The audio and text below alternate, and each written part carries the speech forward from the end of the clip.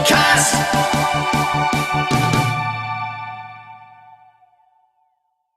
Today's guest has over 20 years worth of experience within the world of the paranormal, which has taken him to new levels of intrigue and mystery. Appearing on Ghost Hunters International and heading a team on the American SyFy network, he explored and investigated many paranormal and supernatural phenomenon the world over. Please give a huge Koit welcome to Barry Fitzgerald. Hi Barry, and welcome to KoitCast. Thank you very much. I really appreciate you having me on. No worries, it's an honour for me to have someone of your ilk here, and I like to use the word ilk every now and again. Do you have a favourite word, by the way? No. I like them all. Yes, that's it. You can't choose between your favourite children. You can't choose a favourite child. Barry, let's talk about your paranormal journey. Where did you first encounter the paranormal? What was your intro? You know, like most things, that people stray their way into the world of the paranormal and possibly even start researching it. I was a child, so like many researchers, the same thing has occurred. And for me, I was living in my hometown. It was Christmas Eve, and the house, we didn't know at the time, as children, we didn't know that the house had a reputation for being haunted. My parents shielded us from that. Growing up in Northern Ireland is a very, very different time in the 1970s. So there was a lot going on, and you needed, there were other things that really took your attention. So Christmas Eve, I woke up with a terrible thirst, and to get to the kitchen, I had to go onto the balcony and look down at the curve in the staircase, which I did all the time. I don't know why, I just did, and look into the darkness before I decided I was descending the staircase. But as I looked over, there was a person coming up the staircase. Ooh. That was my first experience. But as a child, it was Christmas Eve, and it had been drummed into me for years.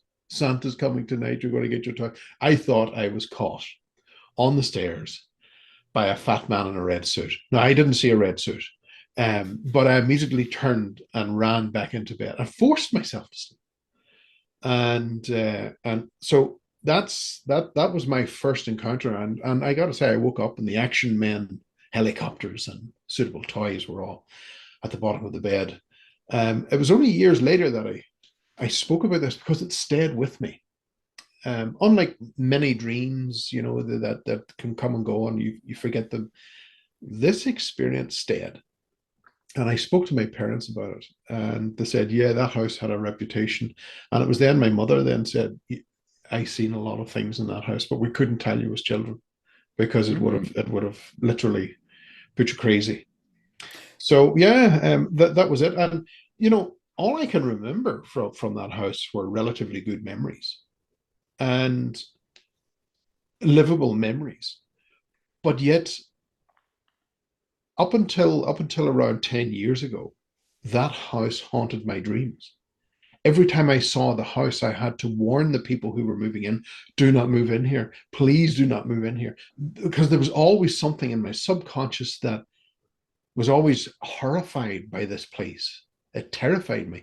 But each time that I dreamt about it, and it was during GHI and all that I was dreaming about this, it was falling into disrepair more and more and more. And then suddenly it stopped. And I arrived back at my parents, and I was chatting away to them, looking out through the front window. And I happened to notice that there was this huge space where the house used to be in the distance. And I said, where did the house go? And I said, oh, they knocked it down. It was at the same time that the dreams had stopped, that this house was destroyed.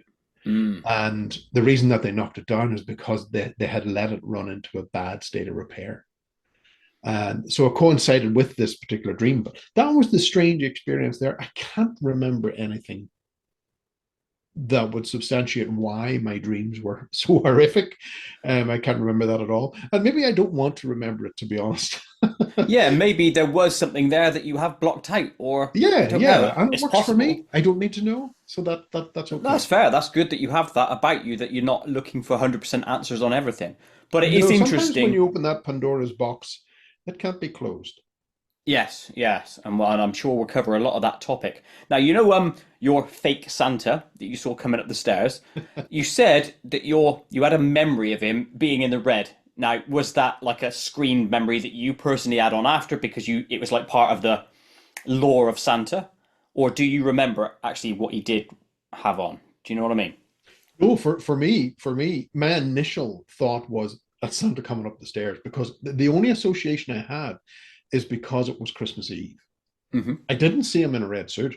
It was just a dark figure that was coming up the Okay, that's stairs. fine. But no, my association was because it was Christmas Eve. That's why I associated Santa Yeah, coming I up the understand. stairs. And your mum, you said your mum had knowledge of there was something there. Oh yeah, yeah. Since had she told you, obviously since childhood, had she told you all the stories of what had gone Yes. on there that she'd seen? Uh-huh. Uh-huh. Any And good ones? which included, my mum had woke up in the middle of the night and there's someone sitting on a rocking chair at the end of the bed, just staring out the window. She was absolutely tormented by this, and she would have been in one night. Excuse me. Again, at maybe vacuuming the upper floor of the house, and she was in her bedroom, and she saw the shadow coming against the door between the light and her, and she thought it was my father who had come home early from work, Mm. and she went out and he wasn't in the property. So those were the types of things that were happening. Now I got to say that I did take the opportunity to go back to the house one last time, and it was way before GHI or anything like that. And we ended up we had those little light sensors that would pick up movement and things like that and trigger off. And it was around the middle of the night that I was standing in the hallway, and something triggered my attention. It was something that I heard that suddenly I just tweaked and went, "What was that?" And then the sensors started to go off as on the staircase. It started to go off as this thing started to climb the staircase, and we followed it actually into that particular room. Now we Mm. saw nothing. Something was triggering the sensors, but it seems that it was just a repeat of what was always happening there. But there was never any interaction. My mum never reported any interaction of this person talking to her or anything like that. It always seemed to be that this person was there doing its normal thing and just sat back looking out through the window. Well, here's a Um, question then. That rocking chair, was that rocking chair real in the house? no. Well, that's interesting because I would have always thought that ghost apparitions or whatever they are would just be them, Well, not like surrounding items, Well, again, you bring up a fair point, which has often been talked about. Why are ghosts wearing clothes? Hmm. Because that's not part of them either. No, exactly. But yeah, it does bring up a lot of questions to the phenomenon. And I do know of particular events that could be suggested were slips in time. I'm aware of a house there in England, one of the large manor houses that is run by the National Trust, and one of the tour guides there was closing up at night, and he got to the top of the stairs, and there was a woman in period dress was standing. She was shocked because she was looking at him on the stairs, Hmm. but there was also furniture behind her that is not part of the property now. Now, I was deeply intrigued by that because I wanted, and I have to say at this time, I completely forgot. I wasn't listening and I completely forgot the name of the house, and I've been looking for it ever since because big houses like that tended to keep dairies. And that would have been the one perfect time that we have um, a period of time in which we have a person from our time that saw it, and also possibly a period in time in which someone in the past saw it and may have actually documented it in That's that it, respect. recorded it, yes. Yeah. That would have been ace, yeah, if you could Oh, find that. that would have been the ace of the, yeah, as you say. That's almost like the pure evidence then, isn't it, of a time-slip Exactly. phenomenon, or at least a portal into time. I Yeah. don't know, whatever it is, but Uh-huh. Uh-huh. that's amazing that you see the furniture and stuff. That is a quality story. It makes you really think then about the whole scenario, doesn't it? Because It does. Now there's other phenomena that we see going on, which we're now understanding with the work that we're doing now, where we can see that there's an interaction and a manipulation almost of the conscious connection. But that usually happens over a brief period of time. Usually after 20 seconds, we start getting into that particular area where there's a manipulation of our perception of what's going on. But we can get into that later. yeah, I think that's definitely one for the future. Let's get back to your beginnings again, and then we'll build up to where you are now. Sure.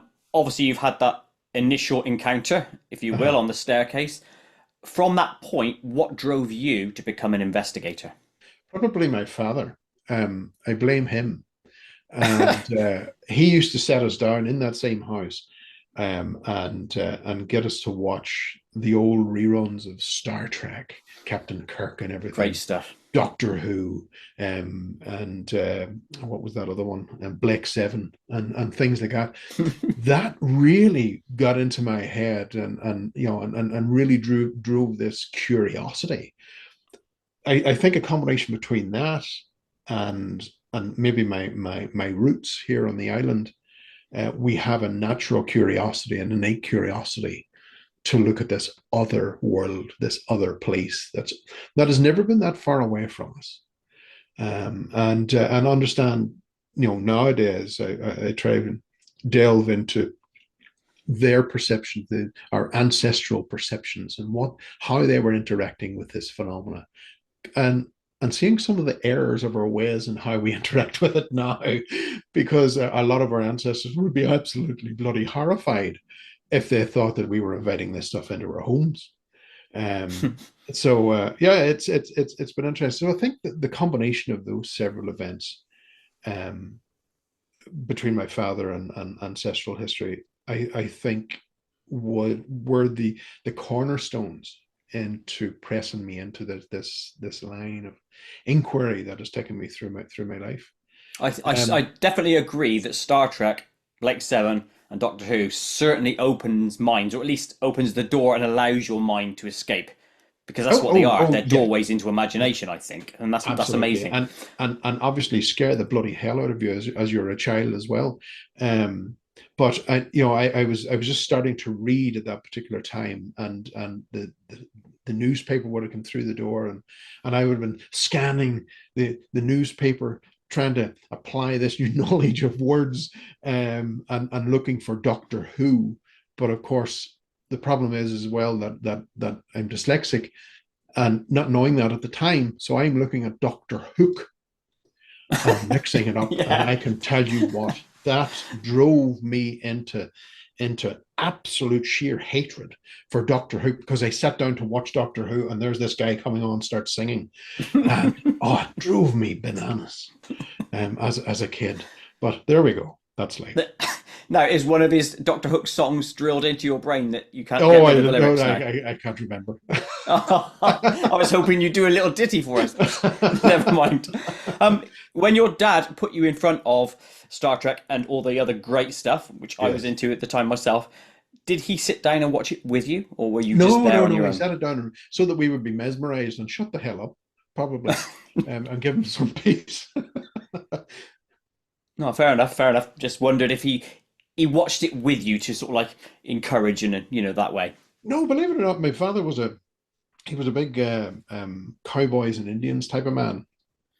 So that's what he was reared on, and he would be much happier sitting down to watch one of those Hmm. movies of the old days, Westerns, yeah. than sit down, yeah, and sit down and watch Star Trek. No. Yeah, my dad was the same, to be fair.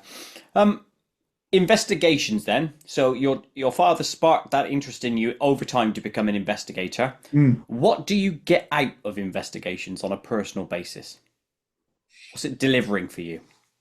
For me, it's that curiosity in standing on the edge of this precipice, observing the phenomenon.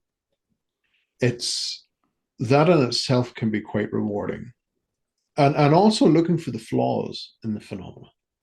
Oh, I like Uh, that. that's important, um, because I've been down that road where there's been countless books written that fill bookshelves about what we're told this phenomenon is and how we interact with it and all the rest. And to be honest, over my experience, we can take the majority of that stuff and throw it out and have our own little personal book burning, because a lot of the stuff just was in itself formed this blanket of misdirection.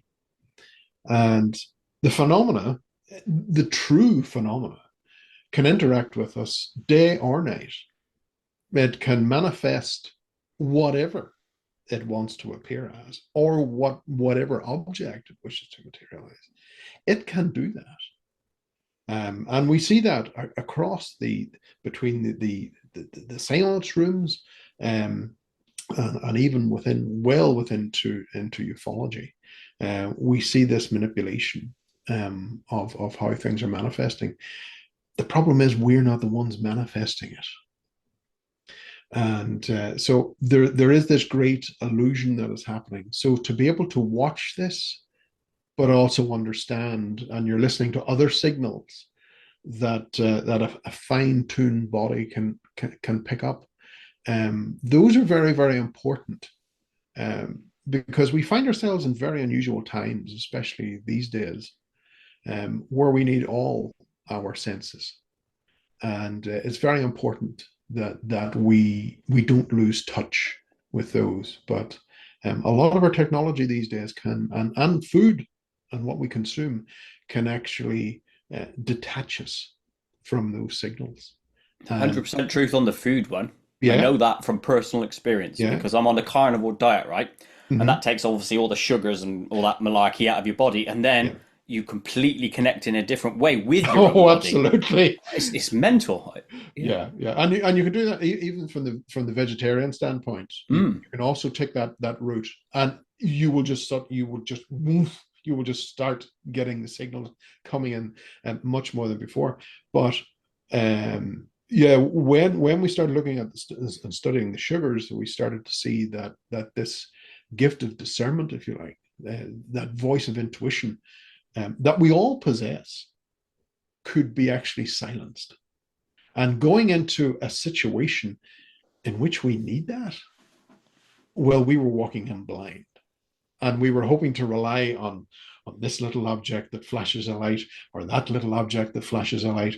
Those, again, were just as bad as eating or drinking a whole liter of soda, or consuming refined sugar of any sort, Mm. was very damaging. Well, this is a nice eye opener for me then that I've inadvertently stumbled onto an arena that you're investigating or have investigated, which is the Mm. toxification of the body then and how that Mm-hmm. infects the paranormal. I would love to get into that again a slightly bit later if that's Yeah, okay with yeah, yourself, sure, yeah, yeah. because that's massive area of interest for me. Mm-hmm. Let's head back to one thing before we carry on into Project Doorway, and we're going back to your haunted house scenario, and I Yes, want to ask a question about, you said it was demolished. yes. How do you think whatever was there now interacts with that area? Is it attached to the footprint of the house, so it'll always be there, or was it attached to the house itself, and because the house is now gone, it is gone? What do you think? Personally, I would say that it was attached to the house, Okay. rather than the footprint. There were stories in the past of an old schoolmaster that used to live in the house, and there were suggestions that it was him. He used to previously live in the property, and once the property was gone, he was gone. Mm, yeah. You back up something somebody else said to me once. I don't know if you know Nick Kyle. Oh, Nick, yeah. No, Yeah, very well. he had a very similar story about that, and I asked a similar question about, what would happen if a building's gone, Hmm. where that attachment goes from or to. Right, let's move into something called Project Doorway, which you are a massive part of. Can you tell Yeah. us about this project, what it is, who's involved, what you're doing, etc.? Well, Project Doorway was initially started by myself looking into this unusual arena, the greater umbrella of the paranormal world, the supernatural.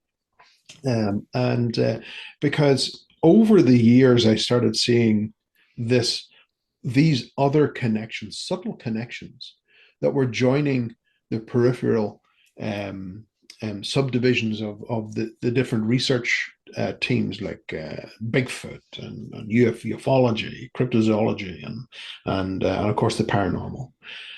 But there were these very unusual, deep-threaded connections, and there was a time that we had very strong researchers. Over the past 50 years, we have very, very strong researchers who diligently protected their particular areas, creating these pigeonholes, if you like, of phenomena. And and although they were great at what they were doing, and there was information that they were pulling out, I think in retrospect, and no disrespect to them, because there was none intended, but I feel that pigeonholing created a problem in which they refused to look at two particular types of phenomena that crossed over. If Mm-hmm. that was the case, it was never recorded. It was ignored. It was told to be fake. I'll give you an example. Um, Someone sees Bigfoot in America somewhere or somewhere else around the world, but they also reported a UFO within the same area, or vice versa, the UFO and then they Mm-hmm. saw Bigfoot. Those particular references tended to have the potential of being thrown away because they don't cross over. There are no connections with this, but there are connections. And those connections are something we needed to look at. And Project Doorway does that, but Project Doorway goes a little further and it looks at the use of technology to reveal some of the key areas where this phenomena does come through.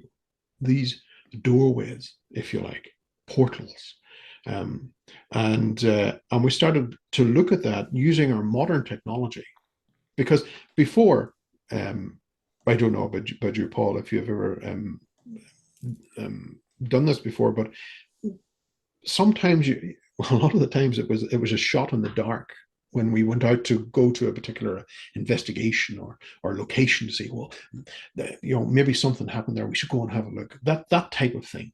Mm-hmm. But now we've got technology, the satellite technology that can hone in on that and really pick out areas where you can have an interaction.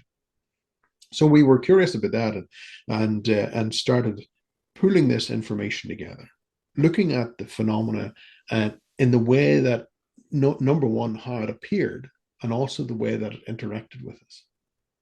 And what we quickly found out when Steve Mira came and joined me on this particular path was that the phenomena in the way that we interpreted it, and most of the times it was the way that it presented itself using a particular mask. Excuse me.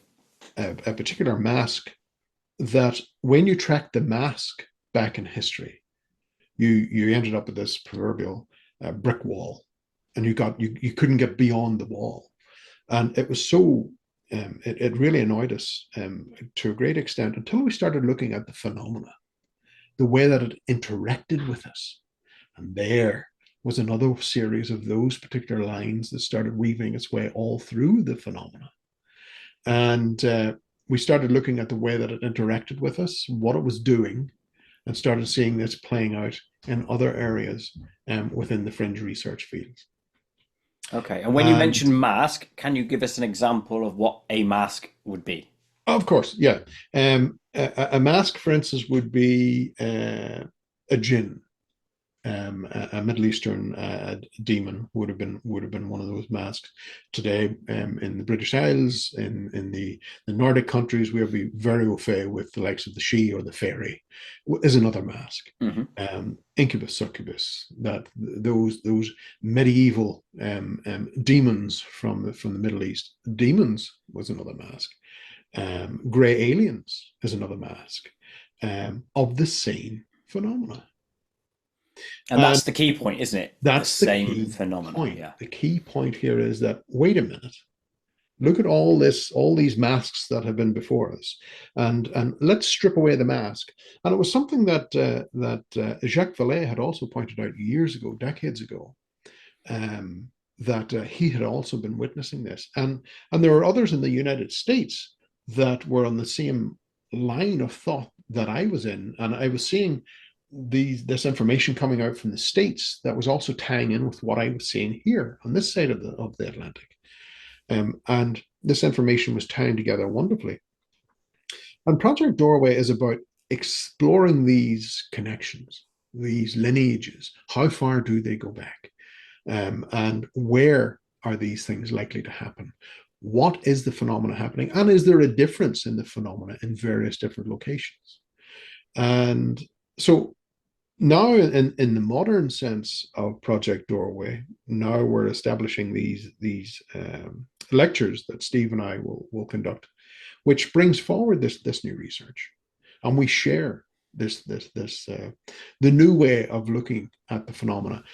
And not only are we explaining how the phenomena interacts with us, but how we can defend ourselves from the interactions of the phenomena, because that in itself can be problematic at times. So we go into the biology of how our bodies react when the phenomena gets close, how we can take that back and understand why it's happening.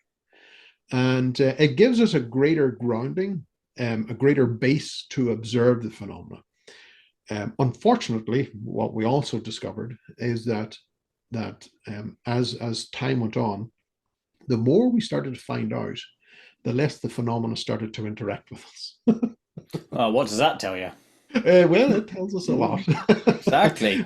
And we also seen this as well whenever we were in the likes of the seance rooms, the old style Victorian seance rooms, that when we're being told this information and we're paying particular attention to what's coming through, that suddenly, wait a minute, that's something there that's not quite right.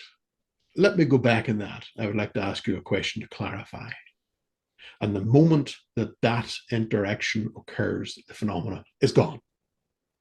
It does not want anyone there that isn't going to buy it. And my thing is, when we're going to these events, or when we're going to have our own experiences, whatever the case may be, the phenomena is not, if it's there for your positive attributes and everything else, if it's there for your benefit, it's not going to mind a few questions for clarity. But what we started to see is that more times than not, they got the hell out of there the moment we started getting curious and stopped buying what was coming through. And that just reeks of scammer, doesn't it? Again, we're back to that thing that and that of course led to the release of the book last year, The Deceptions of Gods and Men, and which really delved into this particular area, and it was like, I suppose, grabbing the whole genre by the shoulders and shaking it and said, listen, this is what we're seeing. And by no means do we, within the book, between myself and Brian Allen, are we saying do not do this. All we're saying is these are the things you need to pay attention to, and because if we don't pay attention to it, we can end up down some very dark rabbit holes. You've thrown up a shed load of questions for me here, so I'm going to go through as many as I can. But they're good questions, I would surmise. First off, so you're building up an overall picture of Yes. where the phenomena congregate, so to speak. Have Yes. you got like a global heat map? Is that something that you present? It's a global map. Yeah. Yeah. And the locations in the northern hemisphere are smaller than the southern hemisphere. There are much bigger locations in the southern hemisphere that cover hundreds and hundreds of miles, both on water and on land. But the northern hemisphere ones are much more, they're denser and smaller. But yeah, so that's what we see. It's not a heat map by any means, and nor is it gravitational. It's simply electromagnetic I was going to ask that next thing. Was or it geomagnetic, I corresponding should to say. yeah Yeah. magnetics? Mhm. So whilst I say heat map in the term of it's not related to heat, it's just that's where most things are, and therefore it looks hotter on a map, that sort of thing. You know, Oh, yeah, yeah. more Mhm. pins essentially. Is Mhm. there a location that you have found that has more than anywhere else? Um, Not really, no, because Oh, that's interesting. the phenomena that can come through in those locations will take on many. They're multifaceted in their appearances, and and that's the way things have been going for quite some time, which includes bipedal figures that are being seen.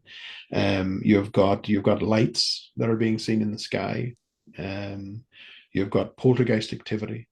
All the major players can appear in both sets of the phenomena. However, there is a difference what we're seeing between the positive magnetic anomaly and whenever I say positive magnetic anomaly, do not think that this is it's a wonderful experience. That's not what I'm saying. I'm saying this is connected with magnetics. To the positive magnetic anomaly, we see all those attributes, those masks that are being applied, how they interact with us, what they're Hmm. doing to us. But we also see a, the same phenomena appears within the negative magnetic anomalies, but there's a spin to it. How do you And mean? what we tended to see, and this was in the later research, sorry, it was in the earlier research, and I ignored it for a time. I set it to the side. I says, no, I'm not going down that route because I need to try and understand what's happening on the surface. But what we started to see was that these particular areas were also where we tended to find a lot of our ancestors had um, worship sites, which were associated with sacrificial worship sites, let's say. And we also seen that 7 out of 10 of the world's largest suicide locations also appeared in strong negative magnetic anomalies. So now that's a very unusual curiosity there, or coincidence. And we delve more into it. And if we understand the whole aspect um, to the idea of sacrifice and things like that. You know, our ancestors are doing it in relatively small sets compared to what happens today, because we also found that a huge amount, around 70 to 70, between 70 and 75% of the world's weapons research facilities are now also appearing in negative magnetic anomalies. Now, you may wonder what on earth's going on there. Well, I'll give you a clue that in the 1960s, in the aeronautics industry, I have papers here in the office that speak of a particular aeronautics company that wanted to gain access to this other side because they were trying to establish a better understanding in engine design. You know, could they get something from the aliens, and develop this communication to help them get this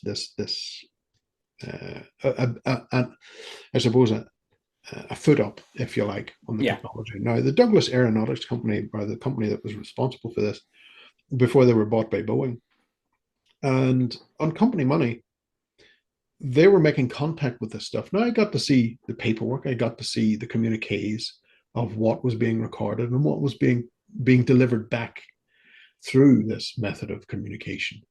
And of course, I'm there with a red marker going, eh. uh, I'm seeing all these signals as a researcher now, a hardened researcher, and I'm going, no, no, no, because they had missed all the signals. And when they started pressing this phenomena about the actual engine designs, suddenly they lost signal. The information was never forthcoming. But what they did want was a grouping of people that would continue to come back again and again and again. Just worship us. All we want is your adoration. And all of this was going on. Again, it's swings and roundabouts. It's the same phenomena that we're looking at. However, they weren't using some sophisticated radio device that had been used to beam across to Mars or whatever the hell they thought they were talking to. This was a Ouija board. On company dime, they were using Ouija boards to contact aliens. Does it make sense? No. And it throws up more questions and answers again, this thing. I'm going to try and get through as many of my questions as I can, but every time you give an answer, it spawns another 15 questions in me, so I do apologise. Right, so I'm going to get to the crux of it. It's one phenomena. It appears in different costumes or different masks, so it could appear as aliens, demons, this, that, or the other, ghosts, anything you want to call it, cryptids, etc. But it's one phenomena acting on us. And it seems to be acting on us to a point of, like you said, the adoration or worship, or at least attention if you take it down to the root of it. Yeah.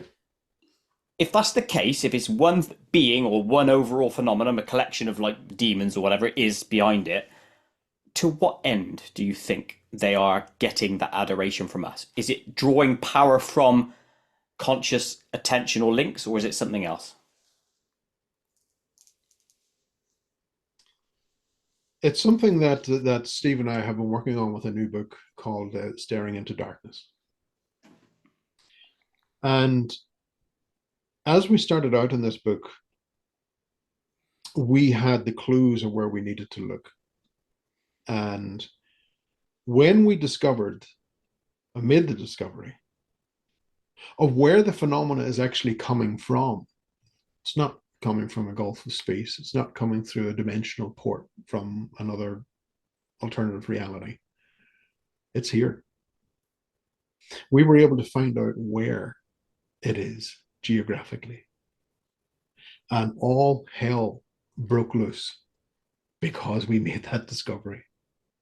Now, we have been trying to piece this book together, and we have come up against so many obstacles which have been pressing on our shoulders.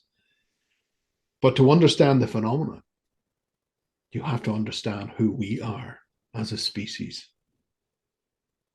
And we have to understand that symbiosis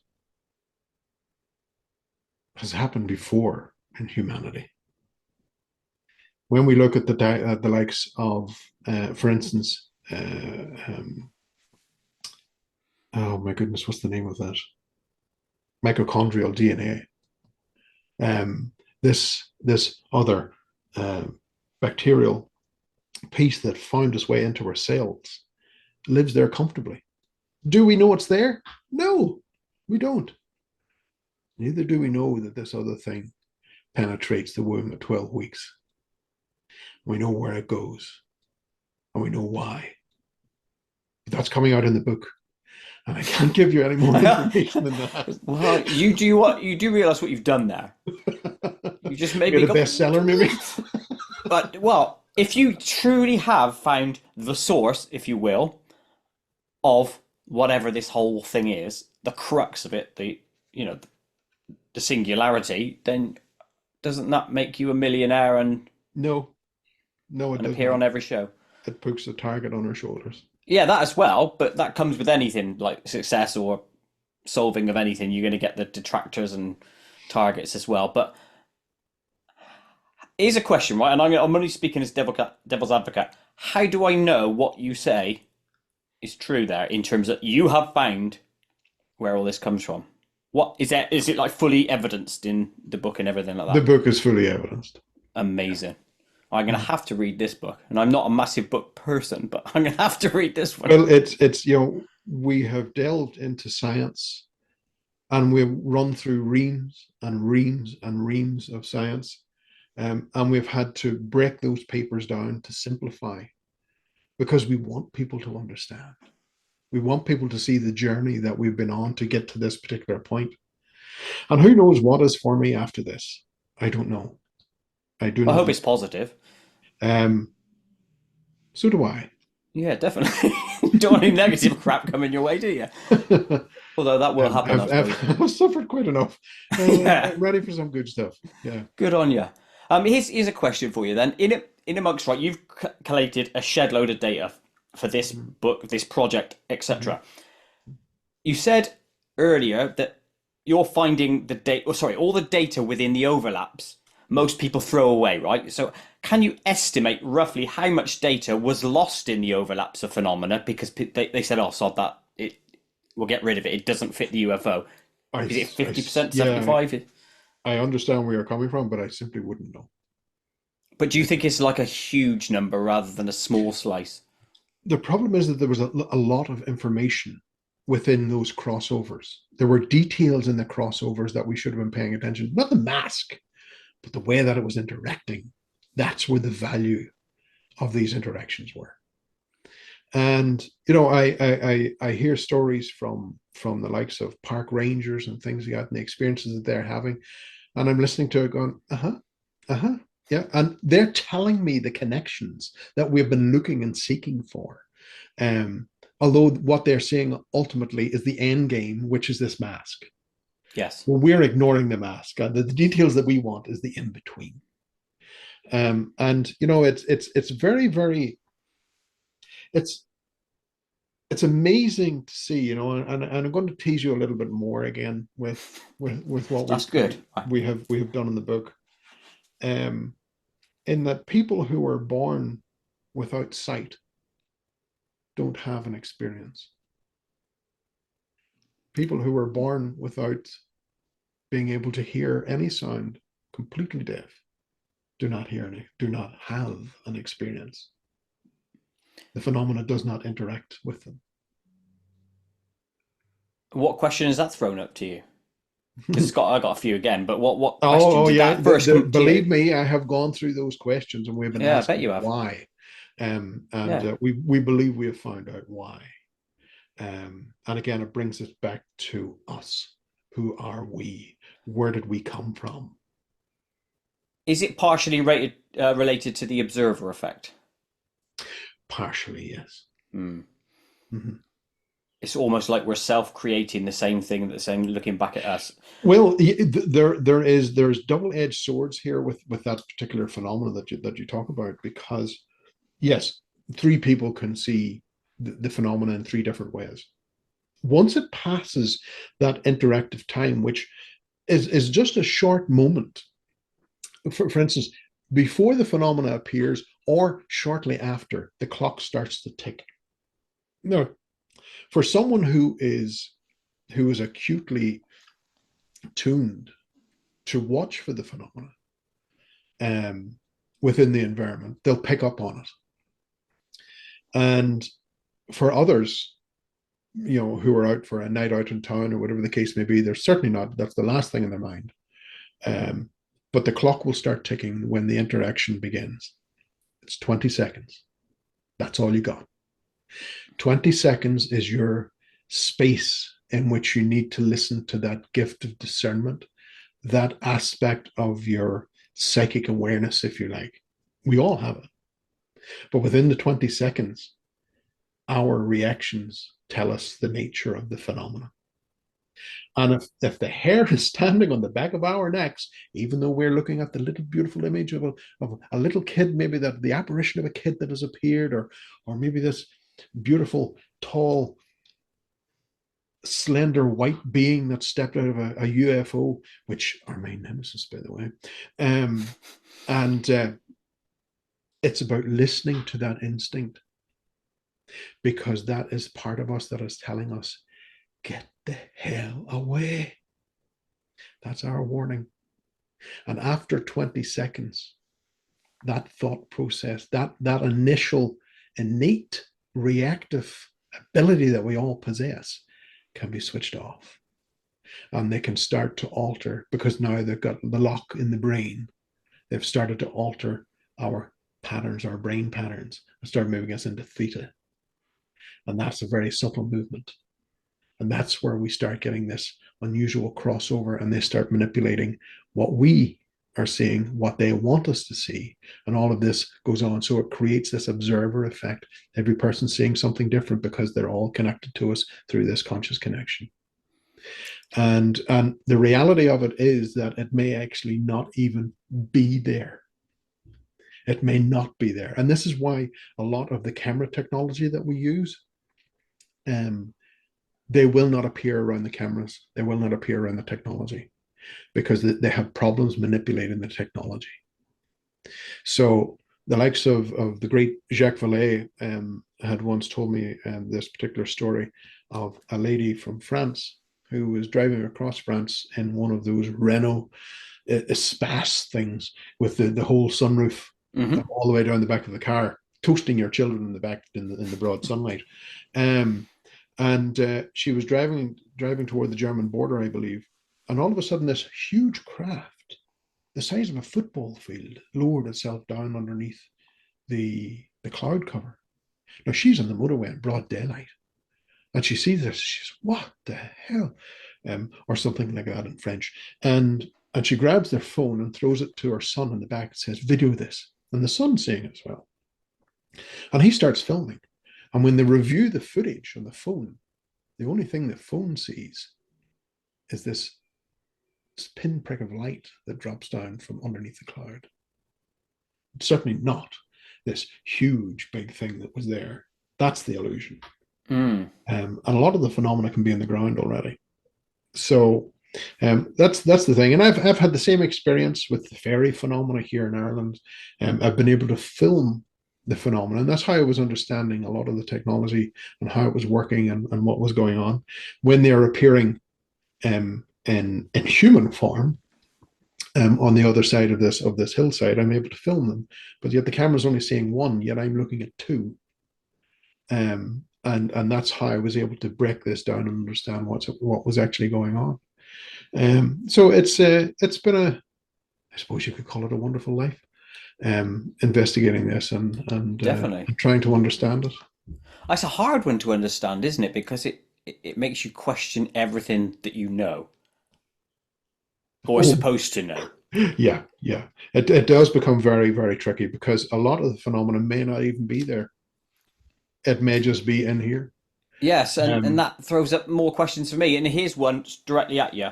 What about the things that don't conform to what some of the stuff you said, as in is in here for the most part? And what I mean by that is like things like the Phoenix Lights, as an example, where people saw massive crafts and it's on video. That's on video, so that can't be something that's projected or played with people's minds. So where do they fit those cases? and what did they see? Lights in theory, and then some people were reportedly seeing like the huge crafts go over their head. Mhm. I There was remember. one very unusual thing which didn't seem to make the press for some very unusual reason. The fact that they weren't showing up on radar.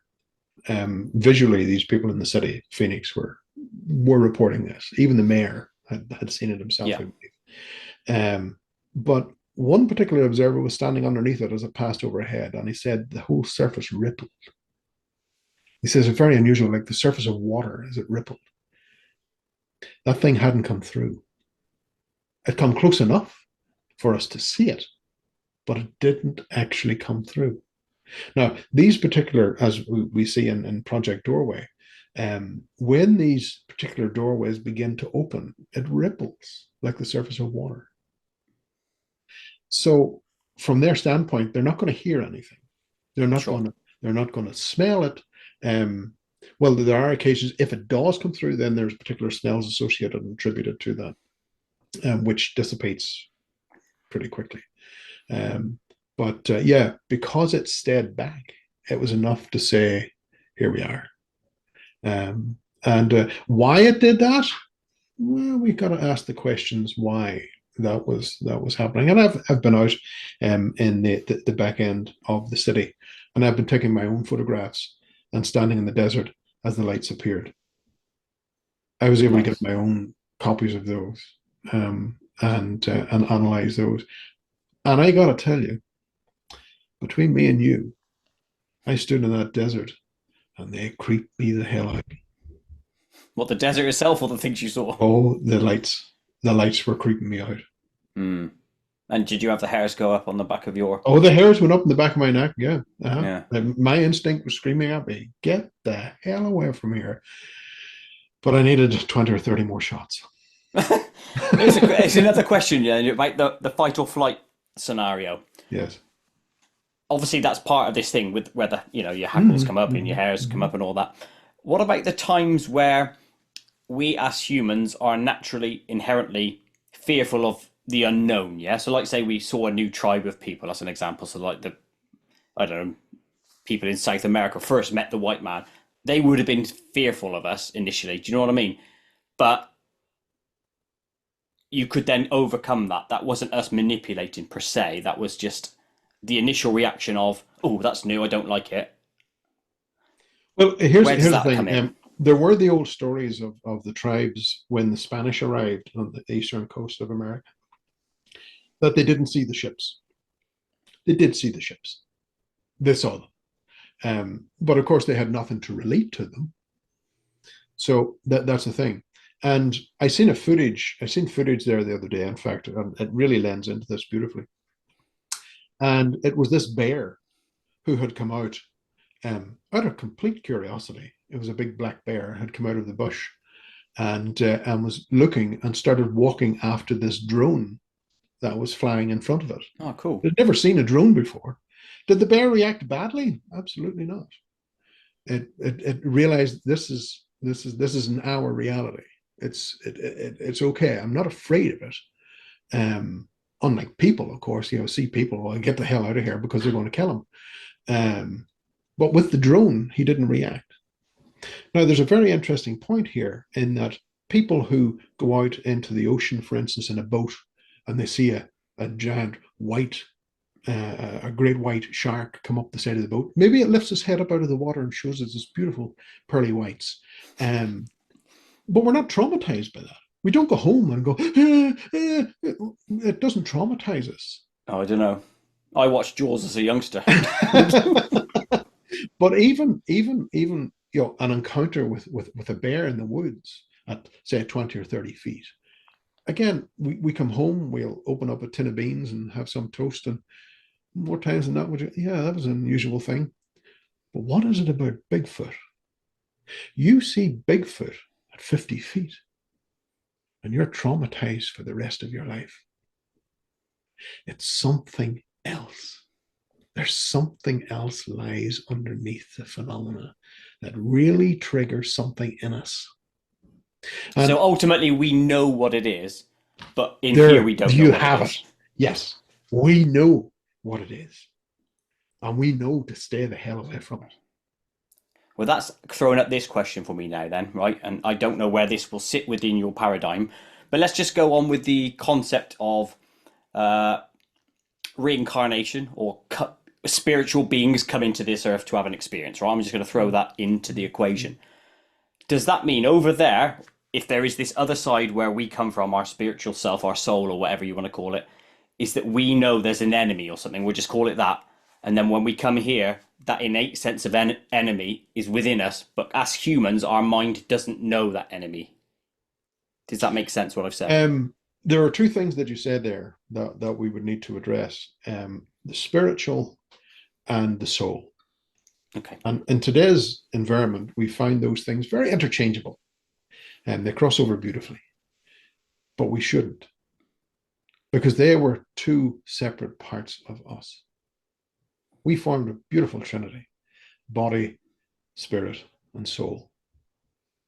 But we have this aspect of an ego in which we own the soul. It's ours. What if it's not? Yeah, what if it's the other way around? Not the other way around. No. Oh, I was going that way. That's the soul, we own the body because we're just inhabiting a car. Nope. No. Oh, okay, go on. Again, you say we are the soul. No. What if the soul never was ours? That's even scarier. Which brings us back to this aspect of the book. Okay, I know which you can't say. I get it. I understand. That's throwing me onto the. I spoke to Denise Stoner, who had an interesting story about souls and who owns them. Uh-huh. I don't know if you ever heard that story from No, her. I have Oh, not. okay, look her up. I don't know if it fits in with the what you've discovered, but that's Mhm. an interesting one. I don't like where that's potentially leading. By the way, because that's alluding to me that we are property of somebody else if souls are a thing, or it's telling me that a soul is part of a what's the word? A simulated world, Or a collective of something else which that is where just your uses book us as lies. a path. Yeah. Oh God, I have to get that book because now I really need to understand everything. Right. Okay, Okay. I'm going to ask some other questions based on other thing you said. sure. Portals to where? So where is the where that these things are coming from? It's on this planet. Okay. So is it a physical? Oh yeah, you said it was a physical location, didn't you? Yes. So it's not like another dimension within our planet No. sphere. It's No. whoa. Is it technology? No. Okay. Because I was going to ask then, what was it like? An Antarctic pyramid or anything like that? I'm sorry No. for pushing. I have to ask because you've intrigued me to that point. So I'm going to keep trying. It's all grand. So that's the portals I concept. will answer what I can, and what I I can't, understand. I will refer to the book. This is like talking to a director of a new Star Wars movie. Go on, tell us something about it. I know. Sorry, there's bad guys and there's good guys. That's the question I'm going to ask. Is it a bad guys versus good guys scenario? um, Here's the thing: as we you keep raising these points, and I have to address them in the way that I Sure. understand. We have been driven as a culture and as a species to look at evil versus good, yin versus yang, black versus white. Balance. Yeah. Balance. What if that fight was never ours? That doesn't make sense in my head. So you'll have to expand a little bit if you can. That piece that I'm talking about, this aspect of where they come from, Right. that's their fight. That was never ours. Okay. So that if there is a combat of sorts, it's nothing to do with us. It's not ours. Never was ours. Okay. Still loads more questions there, but I'm not going to push that one because I don't know which direction to take it, and that would be hard. Is the magnetic field from some of your research, is that, do you think that is where a consciousness field lies? Our consciousness, is that the magnetic field? No, it's not. Our memories, and who we are as a society, culture, civilization, species, and others, because this phenomena is also seen in other, not many, but there is a list of other species that share the same similarities. But the memories of who we were is drawn back to this source at death. So when this meat suit ends, then the disconnect occurs, and the download is created. So that, other researchers have called it the global consciousness, or the Akashic records, Yeah. whatever you want to call it. That information goes back, and that can be sourced. That particular information can be sourced, but there are aspects where it gets very, very complicated, in where some of the downloads didn't go back. They're held. They're held. Excuse me, here, by, by people that that need to keep the secrets a secret. I want to ask loads of questions here, but I almost won't out of respect because I don't think I want to push you on it because I will keep going and going and going because I'm the why, where, why. Do you know I what hope I to God I don't go out to put the chickens to bed and find that I'm run down by a bus. mean? Have you really got chickens, by the way? I do have chickens, yeah. Here's a question for you. I asked it on one of my Koit Zone questions before. Can you name a breed of chicken? Um, um, oh my goodness, I forgot the name of them now. Oh, come on, you've got chickens. I do have chickens, yeah. A white one, speckled one, and I can't remember their breed. That is so poor.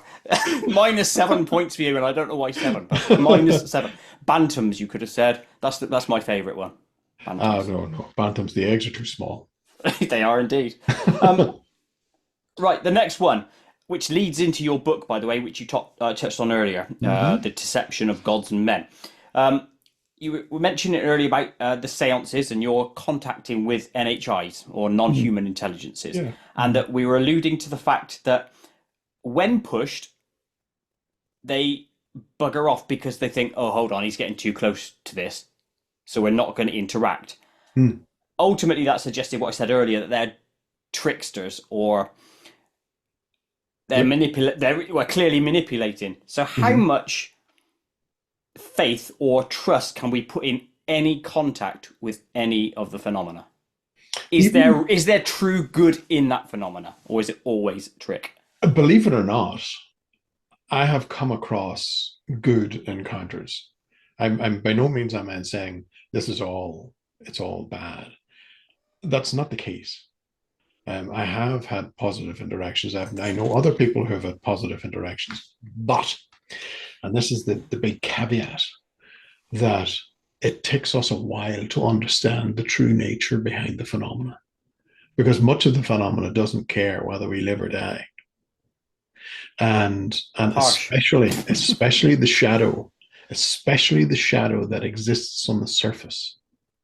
Explain what you mean by Their that. main interest, he who owns the body wins. So that's a very, very important part. And for them to attach themselves, what we call attachments and various other names that are associated with that, um, for that to happen, we need to be able to be put into a situation in which we're pliable and which we believe what is coming through. When we start to believe and we become comfortable, that particular aspect of our sensory awareness begins to settle.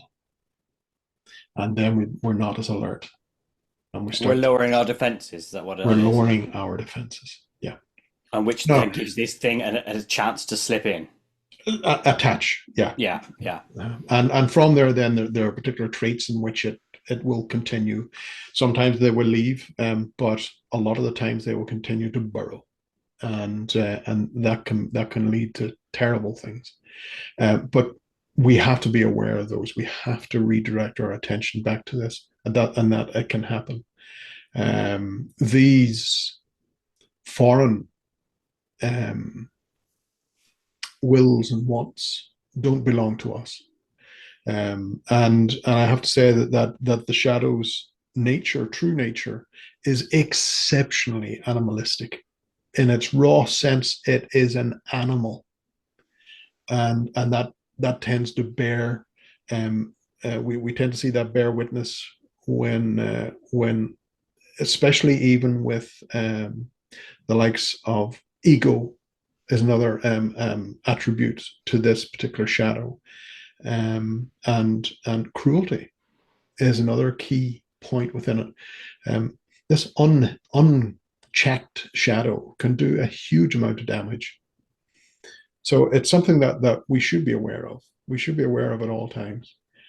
But we have been made, we've been driven, I suppose, into this canyon in which we've got huge blinkers on each side. So we're not able to get to the top to see the bigger picture. And had people say to me, well, why? What would the harm be if we found out?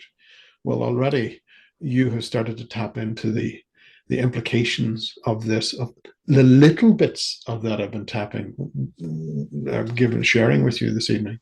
Um, you've been saying, oh, wait a minute, this could become very uncomfortable. And what happens to a human race or the human species when it gets angry? Destruction We everywhere. go after it Yeah. because it couldn't defend itself if we went after it. It couldn't. It couldn't. And why won't we go after it if it's clearly a negative force on us? It's not always. It's not Yeah, always. But you did say it wasn't remember, always. Yeah. it was never our fight. But we could get involved though. Oh, oh yeah. Well, now we are involved. Yes, absolutely. Well, here's a question, right? Is then the obfuscation by governments and other people saying it doesn't exist, is that just to keep the blinkers on so that we don't get involved? Now you're talking about the UAP Or anything. It could stuff be other that's been subjects, couldn't going it? on. Well, the way that I would sum up the UAP stuff is that it's a load of crap. And that's to be frank. What is being delivered now is nothing more than a bag of wind. It's nothing that we didn't know over the past 50 years. And all we have is someone's opinion. What's that? It's no use to us. We now live at a time when we need data. Data is what we need. And unless we have that, these stories, these allegory stories, are nothing of any worth whatsoever. I know a person who knows a person who is involved with a black budget project that sells UFOs to Saudi Arabia or whatever. What a load of crap. Absolute crap. And it's That's a waste my uncle you're talking it's about. a distraction. It's an absolute distraction, taking us away from other things that is happening within the world that we should be paying attention to. And this idea of, well, we've got stuff coming from outer space, NASA themselves have even admitted these are not from outer space. These UAPs are not from outer space. That's our technology. We have the technology to do that.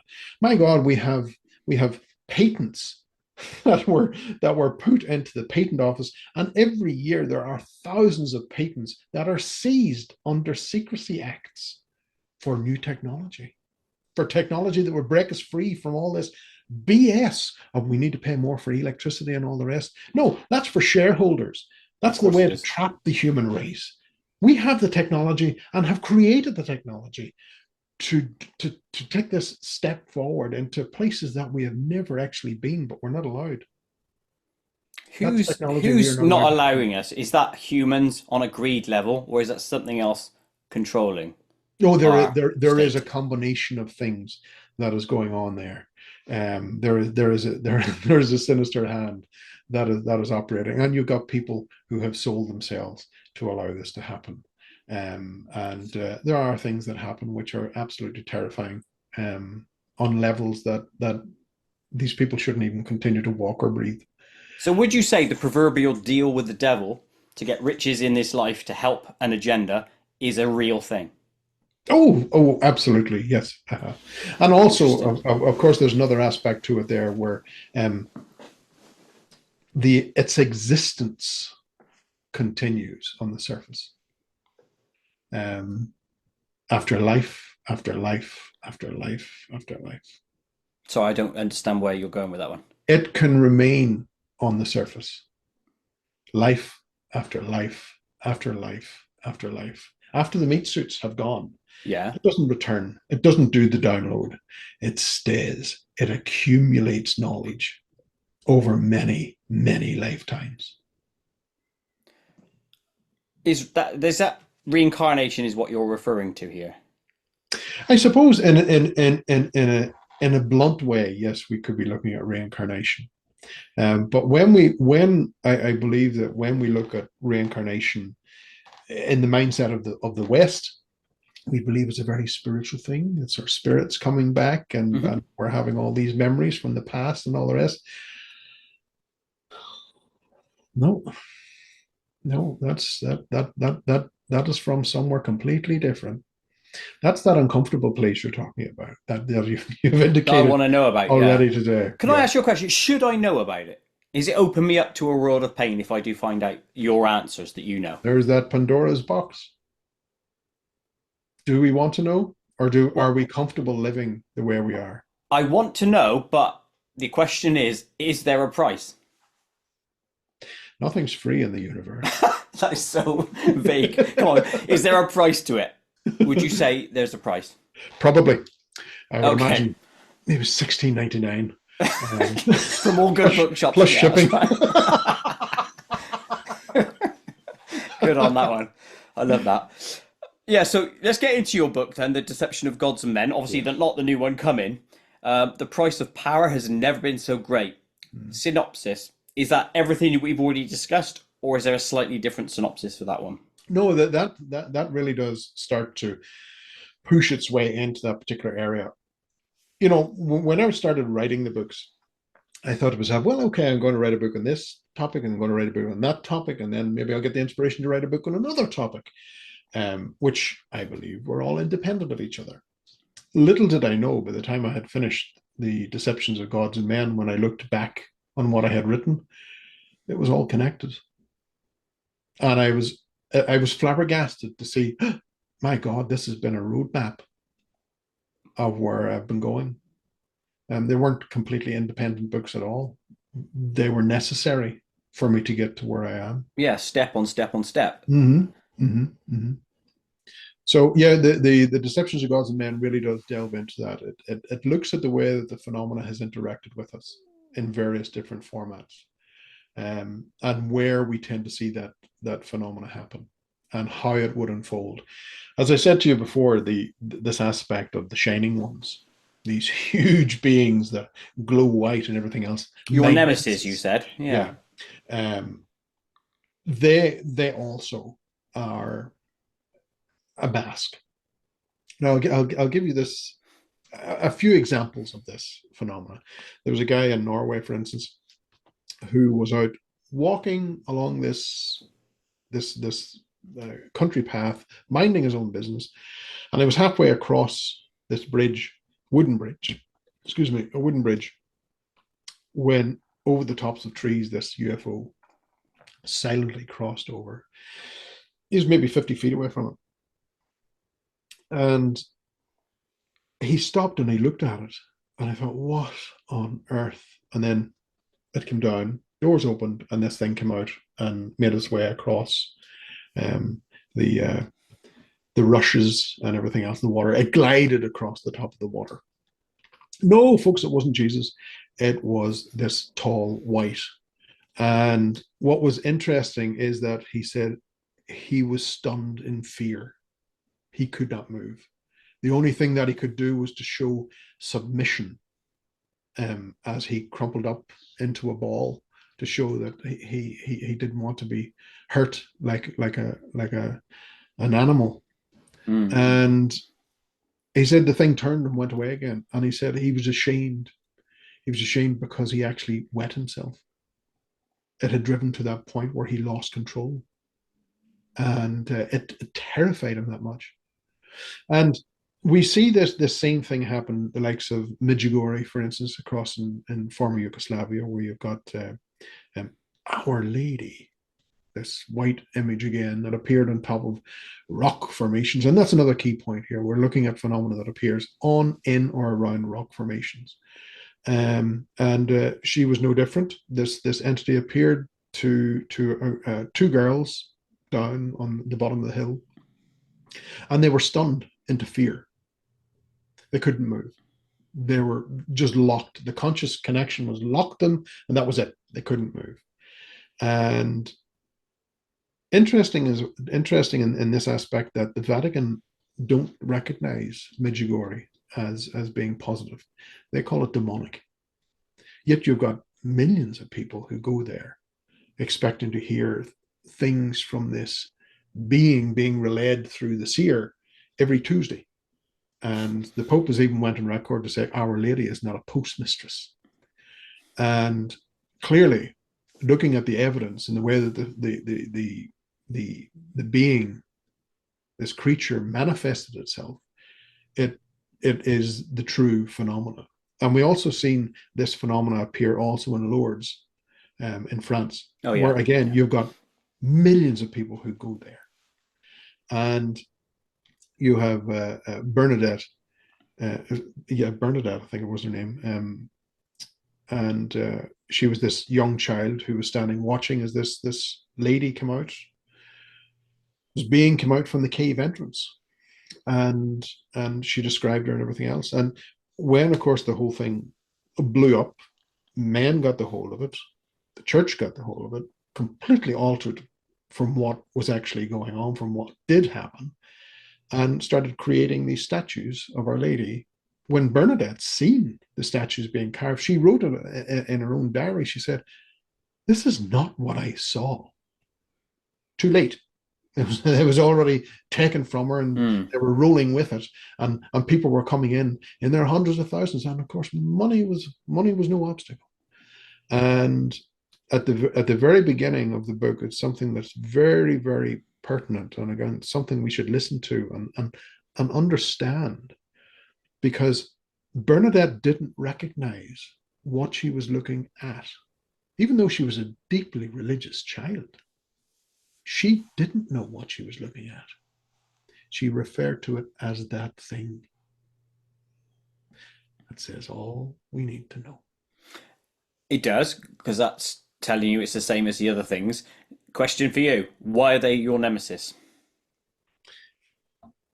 Because I have a deep, deep annoyance about these things fooling us and deceiving us right across the world. Ireland is no exception. We've had hundreds of things. My God, you drive down a country road in Ireland and you've got statues of our good self on one corner, maybe up on a hill on another corner, and things like that. They appear everywhere. Again, rocks are the key here.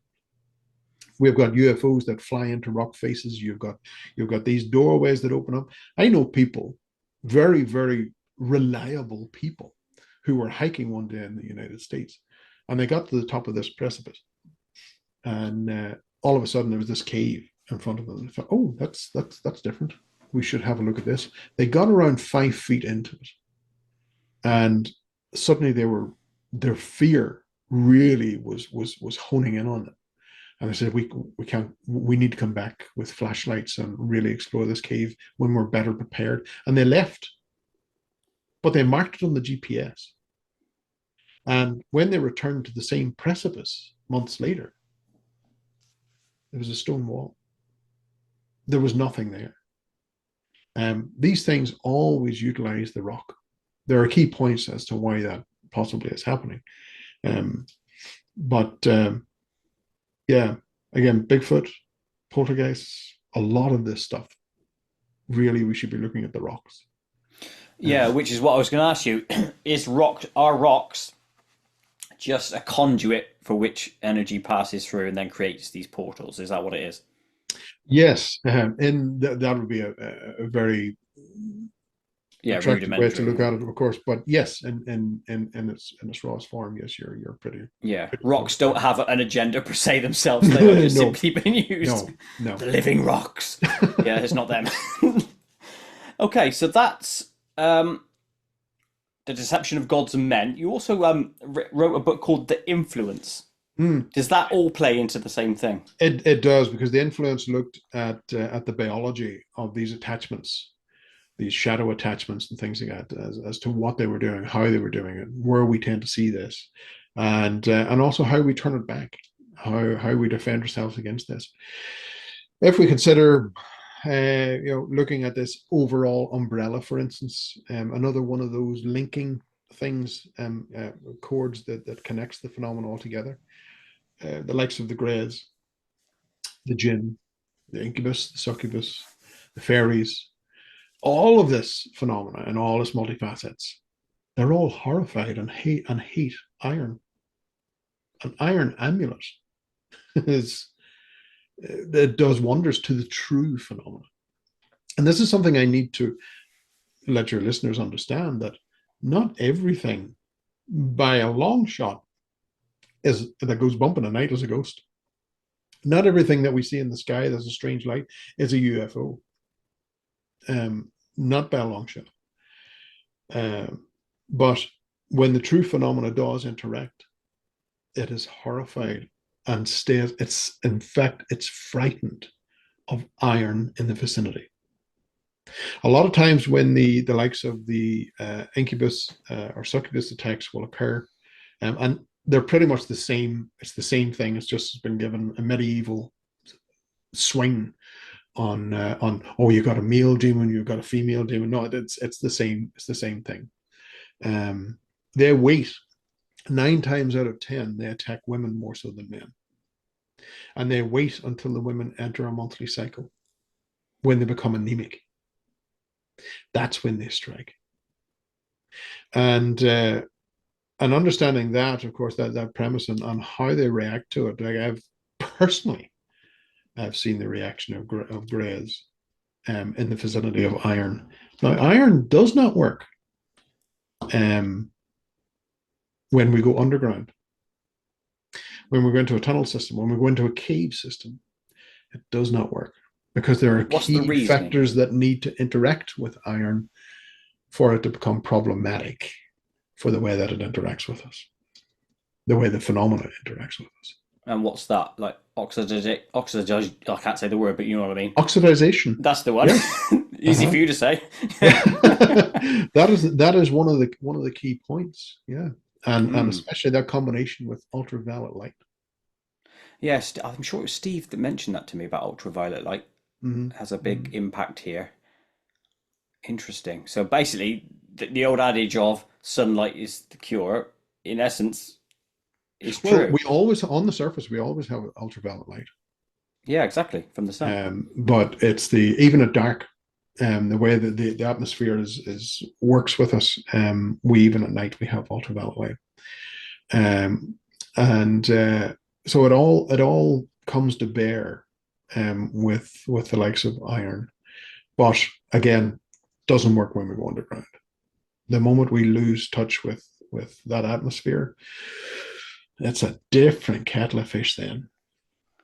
I got a question for you on the rocks. Right, so the phenomenon is prevalent around rocks. Okay, yes. Seems to be a conduit for power. Particular areas, yes. Yeah, particular areas. Have you looked at the composition of those rocks with the phenomenon? I.e., has there been a case where, oh, hold on, we've discovered iron ore in this rock, therefore that goes against or supported our evidence? If we looked at that, it's all right across the board, all rocks.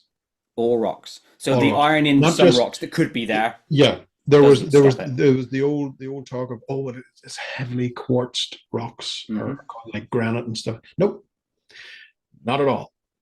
It's right across the board. Interesting. I don't know how we can resolve that. How would you think that is? Because not all rocks have the same properties that you would say, like, oh, this one is heavily mineralized. Therefore, it's likely to be that is the true conduit, and then the surrounding rock is just part of it. What do you think it is then? Rocks crack under stress. Okay.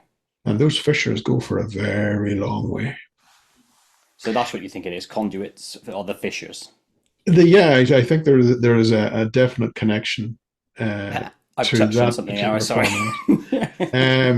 But and again, looking at others' work here, the likes of David Paulides, he's been a wonderful researcher in the likes of Missing 411. David's work sits neatly with ours too within Project Doorway, and where David Paulides, he has seen that the majority of people who disappear in boulder fields. So we're back to the rocks again, and even when we look at the likes of goblin within the English lore, you've got this aspect of where it's derived from the old French gobelin, which is translated from the Proto-Germanic kob, and of course from that we understand that it's associated with cobalt, this element that's underground, which in itself, of course, is connected with the fairy. And all of this stuff. We don't have to go too far to find this. Even the ancient passage chambers here in Ireland that predate the Great Pyramids of Giza, I have access to those 24/7, 365 days a year. And it's fascinating to be able to access the island's history like this. But to see that the people who were originally coming here, excuse me, were coming from the likes of Syria and Iraq and Turkey. Those original mound builders were moving west. They were following the sun. And of course, from our perspective, from the Irish perspective, we see the likes of these mounds, these ancient stone mounds, are known as the Sidhe, which is spelled Sidhe. But also the people, these beings that were coming through these portals, these ancient portals, were known as the Sidhe. So that's where we've got the history of the Banshee, woman of the mounds, that were coming onto the landscape. I was doing some translation work on some of the old tablets from ancient Babylon using AI, and it translated a particular piece which I found was very, very interesting, because piece for piece it was describing the way the Banshee interacts with us here in Ireland. And then it suddenly clicked with me, wait a minute, if that's back there, they were the original builders of the mounds that are here in Ireland. It came with them. And of course, in itself, it has gone global. We find the mounds all over the planet. And it was a magnificent culture at one point, but of course, a culture that was dedicated to sun worship and serpents and all that strange stuff, but also doorways, portals to the other world. And we're now starting to understand how those portals activated, because there were specific times in which they were activated. And that, of course, included sunlight, but we had to wait until the sun became naturally filtered to give us a pure signal by the atmosphere as it entered the chamber. And we also see that there was a type of harmonic, audible harmonic that was being produced, the types of Mongolian chant that was being developed within the chamber. You have the female oracle, of course, that was there. And from the center of the passage chamber untwined this energy, the doorway, which was governed by a giant serpent, the gatekeeper to the other place that came through the rocks. And that's where the knowledge come from. Now, roll on a few thousand years and we find this female connection and the serpent vilified. That's not to happen anymore. The old ways is ended. And the serpent of knowledge, we shun now. That's only for specific groupings of people. Can you explain what you mean with that? No. Because I definitely will be hit by a bus if I go inside. Oh, okay, fair enough. I have one more question for you on your on the topic that shall not be questioned, but I'm going to anyway. Yeah. Is it anything to do? Is it on the crust of the Earth, your location, or is it? Okay. Yeah. Which then throws up this question: isn't the center of the Earth all iron? Doesn't matter. Okay. All right. Not that far. I see what you mean. Yeah. Okay. Bear in mind that there is a bigger carbon footprint of life in Earth than on it. Yeah. I wonder if it's all related to a giant mushroom. It's a one big acid trip. Network. Yeah. That's exactly what it is. We are going to take... Oh, no, I have one question, actually, which I've forgotten. No, here it is. The human condition. How much does the human condition and ego play a part in this overall scenario versus how much potentiality is there for this paranormal attachments to then start infecting and influencing people? Has everyone got influence in us from the shadow or whatever you called it earlier? From birth, everyone has that influence. Okay. Yeah. That's frightening. And then some people have like 50% influence. Some people might have 2 or that sort of thing. No, usually we tend to have quite a good balance. within the natural cycle, we have a good balance. It means it's no problem whatsoever. Where the problems happen is that when we have an influence from outside trying to gain its way in, that's when Yeah, we that's the bit I spring was trying to work imbalance. at. How much external influence is in all people? Is it in everyone, or is it No, no, no? not everyone. No. Okay, so they are separate things. There is a separate phenomenon called human that has its own life to lead and God knows what else, like we do now. Say you Of weren't course. involved in the paranormal, and I wasn't either talking to you. I was just doing my Mhm. music. There's zero influence to me. Mhm. Cool.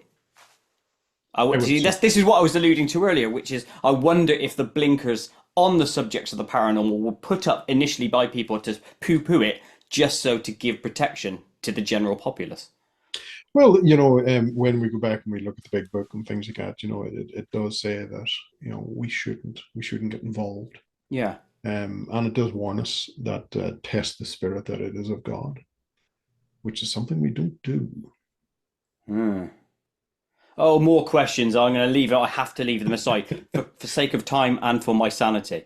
I want to go into before we go into your TV work. I want to quickly address that topic we talked about earlier, the sugars side of things. Yeah. Mhm.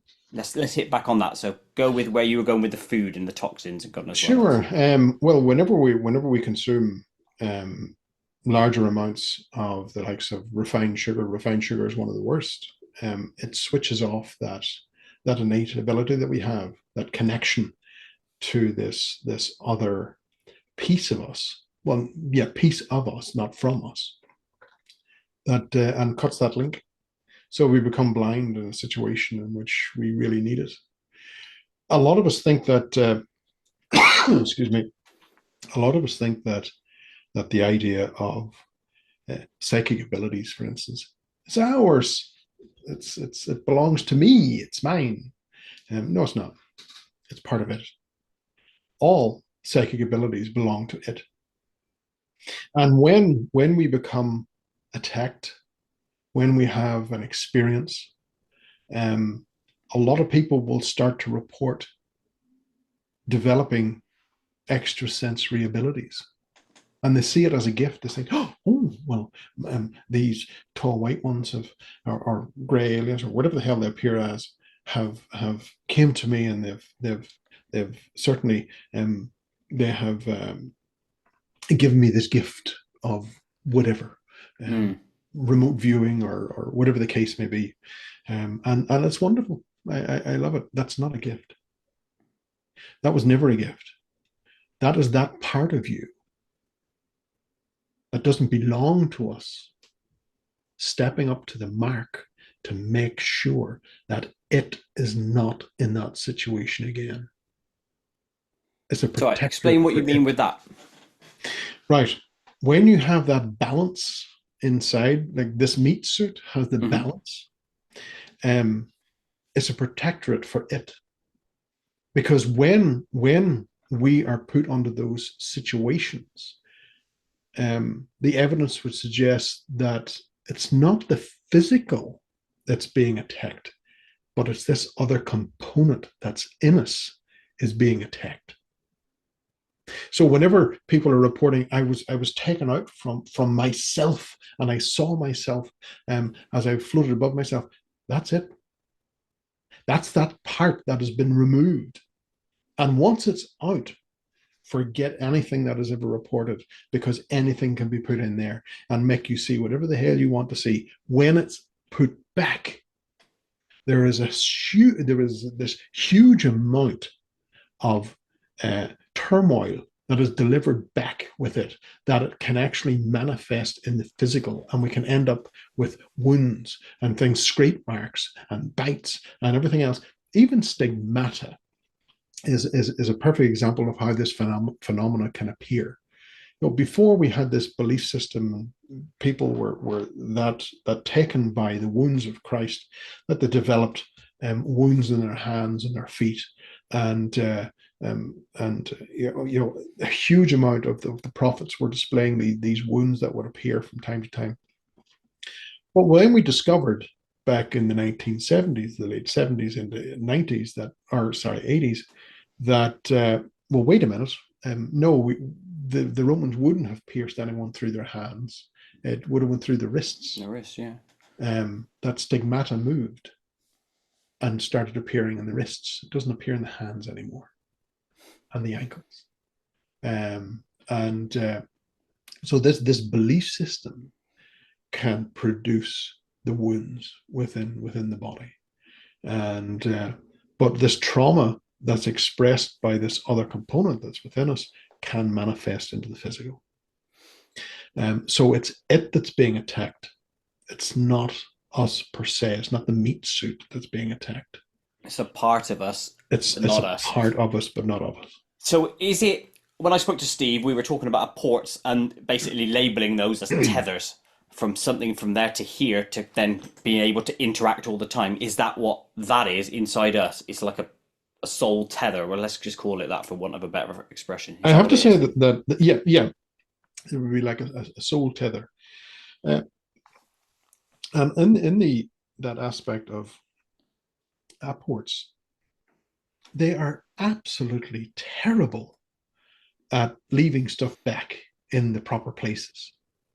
Like the amount of people who have gone through TV remotes because they're taken and they disappear and they can never find them again has been absolutely diabolical in its own right, because trying to program in a bloody new remote to a second-hand TV is a nightmare. It is. I've done it.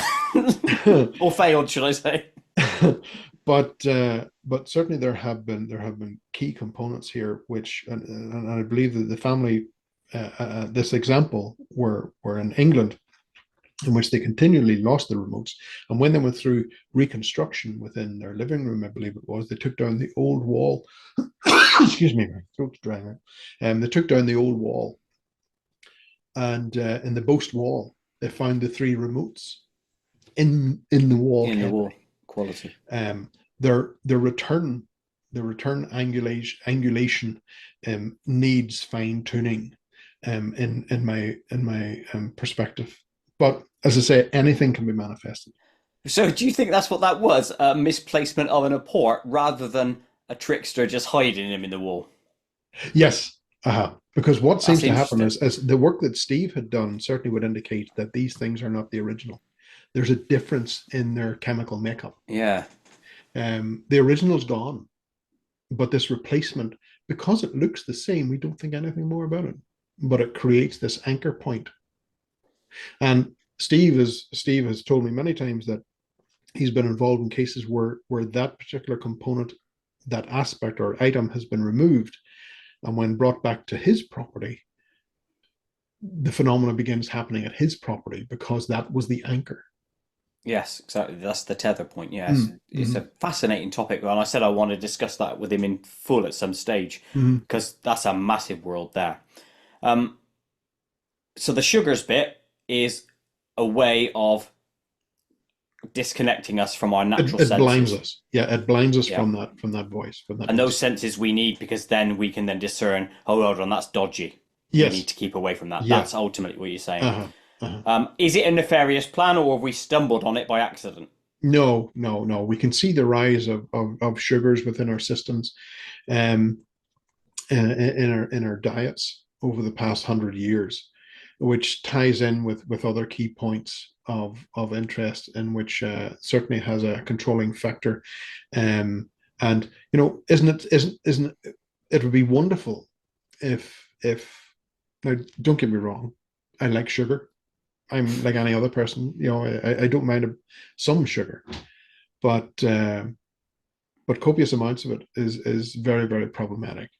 And a lot of mediums, for instance, will find themselves reverting to sugar, after they've come home from an investigation, or they just want time to switch off, and they instinctively go to the biscuit bowl or whatever the case may be, and have some biscuits to soften the impulses that are coming through, the signals that are coming through.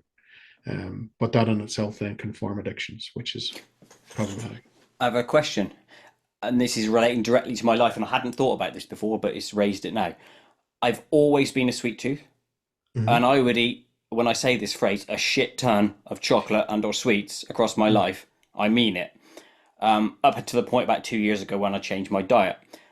I've never ever considered myself psychic in whatever format. I've never seen anything, never heard anything, blah, blah, blah. Hmm. Do you think now that I've changed my diet and opened myself up, is that going to come? Or have I just opened the Yes, there is potentiality? a distinct possibility. If you were in the right location at the right time, I got you. that you could pick up on and go, what the hell is that? Yeah. So I should eat more Mars bars, is basically what you're telling me to do. No, no. You know what? If I could get completely off sugar, I would be following the same path as you. Yeah. Do you know what? I didn't find it that hard to do with the carnivore diet. And I know I shouldn't be advocating diets because that's just boring talk and people shouldn't push things on each other. But genuinely, I found it the easiest thing ever. And I'm a sweet Hmm. tooth. Hmm. Um, we're going to take that sideways step I alluded to earlier, which is your TV work, Ghost Hunters International. Yes.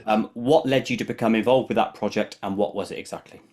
Well, the Sci-Fi Channel, they had this other show called Ghost Hunters, which was running quite successfully in the United States, but they wanted to do a bit of a European tour. Excuse me, a shallow European tour, and they came to Ireland and the British Isles. And there was friends of mine in Washington D.C. that were contacted by Los Angeles, and they were asked, do you know anyone who could help us in Ireland, arrange some stuff, like a type of fixer. Hmm. And they says, well, actually, yes, we do. And so they contacted me. They said, look, could you help us? So I arranged the meetings with the owners of some of the locations and things like that, and everything was set up. And as far as I was concerned, that's what I was doing, and that would have been it. But when they arrived, they were one man down, and they then asked me, look, we're a man down. Would you be okay if you were to go on camera? And I said, well, yeah, that's okay. And it turned out that those particular shows were the highest in the show's history. I think it was because of the wonderful Irish castle and, of course, the perfect host, which Oh, was me. God, yeah. And so that certainly helped. And within months, I got a phone call from Los Angeles, and they said, Barry, we're going to do an international show in which you will travel the world looking for spooks. Um, would you consider it? Well, it took me all of 20 seconds to weigh up the You did say options. 20 seconds was the dodgy time, didn't you? And I said, yeah, I'll do it. And that was it. So that's how I became involved. I didn't have to put in any any little video or anything trying to sell myself. No, they came to me and they asked me if I would do it. And I said, yeah. And an obvious question, but I kind of want to know your answer. Did it help you? No, not in my Oh, it research. didn't. Oh, No, interesting. not in my research. No. What it did do is certainly it gave me access to different cultures and faiths, um, to have a chat with them, and of course see the world. But overall, certainly the likes of the next book coming and things like that. No, there was no connection there whatsoever. So it wasn't a step forward in your chapter of life. It was just like still on the same plateau, so to speak. Yeah, it was still the same. Yeah. Cool. Cool. A quick question before I move on again from the TV Excuse me. work. Um, when we were talking about chapters in life and everything we go through is a step towards where we're ultimately meant to be or where we are going to end Mm-hmm. up. Mm-hmm. Is it planned? You mean like the life's path that I find myself on? Yes, and mine and everyone's. Is it planned? Would Oh, you say? I've definitely seen that evidence that, yeah, I'm doing something that I'm meant to do. Is that a part of your And next book as well? no, no, Oh, like okay. I've seen where I was in my late teens, and I said, no, I've had enough of this. I'm done. I want to go and do my own thing, and got rid of the books and all the rest. Get rid of them, and I went off in 6 months. I found that I was neatly and delicately brought back onto the same path. And whenever the realization hit, oh my God, I'm back where I began. And that's where I stayed. So you burn all the books, and then you find a new family member has died and given you loads of books, that sort of thing. Yeah. The way I describe it is that I'm the backseat passenger in the car of destiny being driven by someone else. Mm. I like that. I also think the same thing, by the way. I think our fates are decided by whom or what, I don't know. Mm. But it's interesting to think about any eventuality. Mm-hmm. I want to touch briefly for 5 minutes on the topic of photography for yourself, Oh because you're yeah, heavily into photography. yeah. Can you tell us what it is about, sorry, what fascinates you about photography? What drove you into it? I think for me, it definitely it was the idea of being able to get away in locations, and I was fascinated by nighttime photography. Um, Opening that camera lens up and just allowing in various different spectrums of light, um, and seeing the beauty to behold at night, which we simply weren't for the most part seeing. And that, of course, helped devise a camera that was an attempt to mimic the child's eye, to see what the child into the frequencies that children were seeing, to see if there was something worth looking into there. And I remember at the show, they said, "Well, Barry, you're going to use this camera. What do you want to call it?" And I thought, well, it's a Fuji camera. The Fuji camera's been altered. It's a Fuji camera, and you can't use that because of advertising apparently on TV. What else are you going to call it? And I had to quickly think, and I said, well, let's call it a full spectrum camera.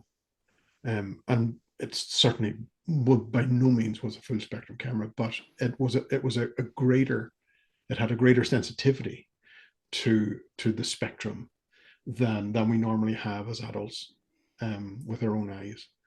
So that's where that particular camera came around, and I have to say that camera started catching really amazing stuff, like the shadows that it would capture, in places that you would never ever think of. And I was fascinated with that particular technology. And a lot of people will say, "Oh well,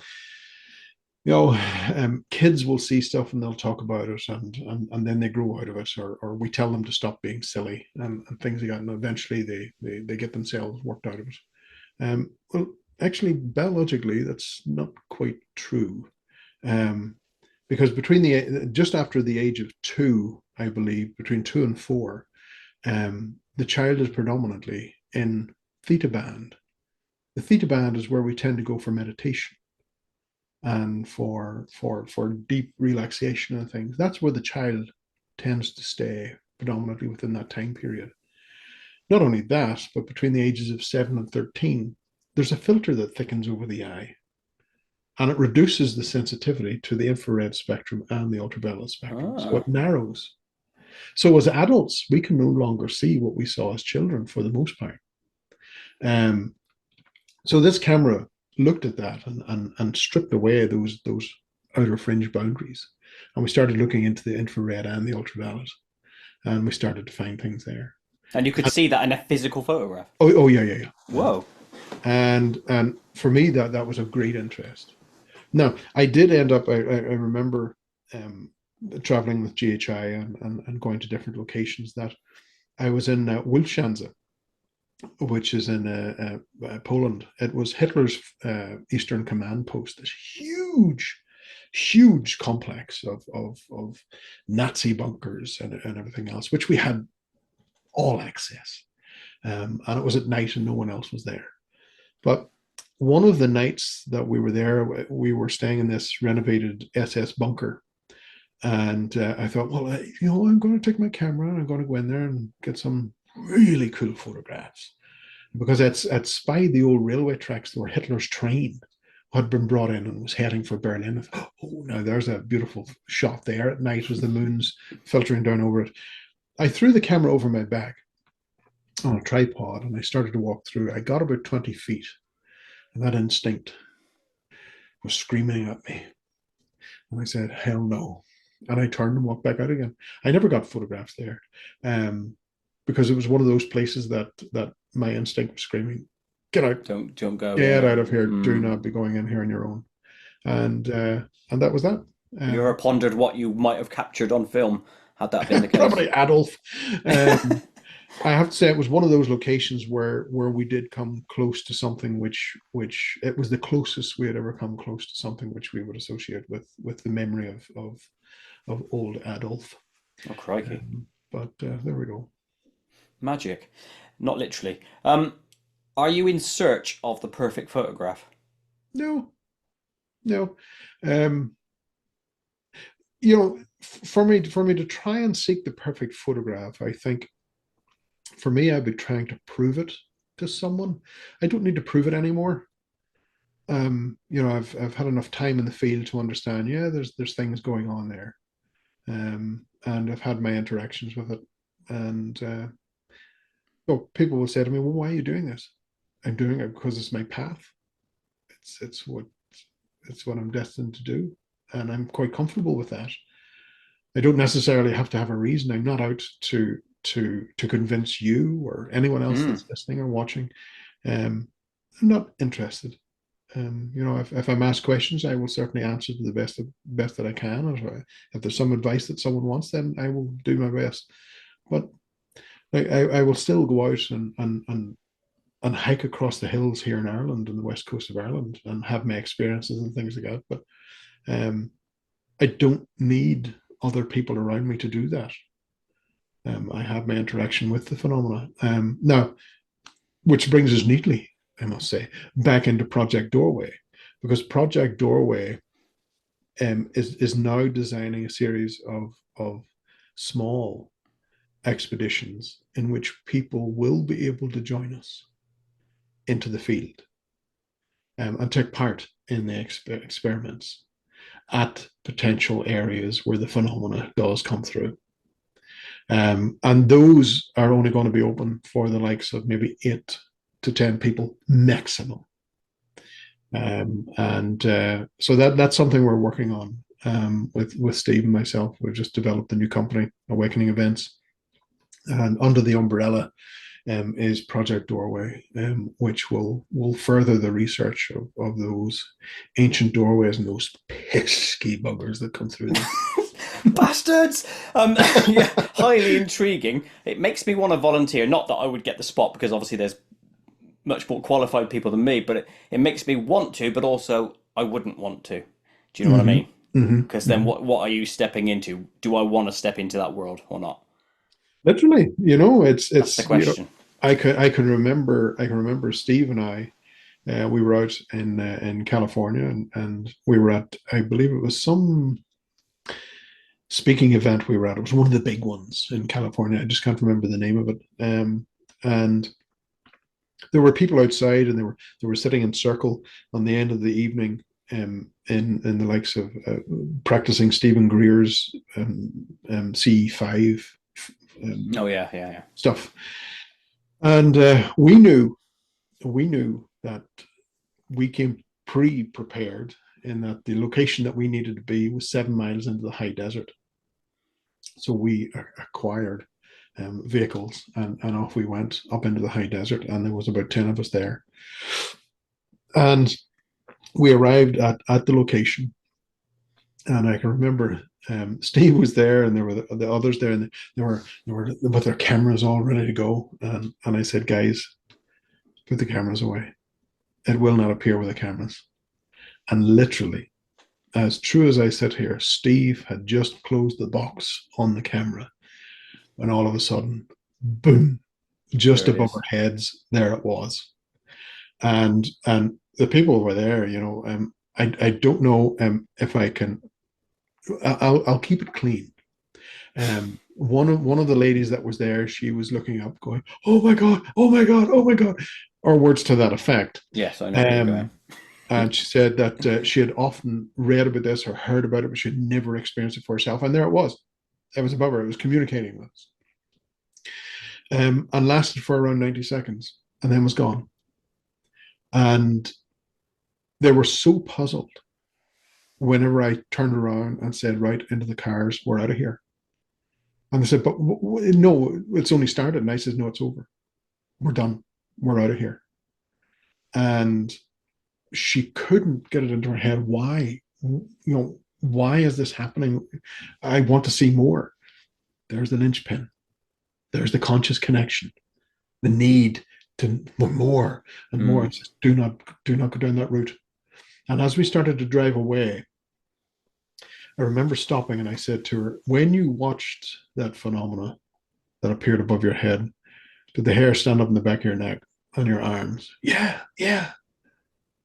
But you didn't listen. You were fascinated by what you were seeing. I said, yeah. I said, that stuff was already on the ground. And I knew it was on the ground. That's why I had to get them out of there. It wasn't any connection with me whatsoever. It wasn't after what I was doing. It was after the others that were watching. Can I ask you a question? Did you see it on the ground? No, I knew it was there. From my own experience. Yeah. I was very well aware that the same patterns were going to unfold. That stuff was already on the ground. But when you looked at it yourself, it was still in the air.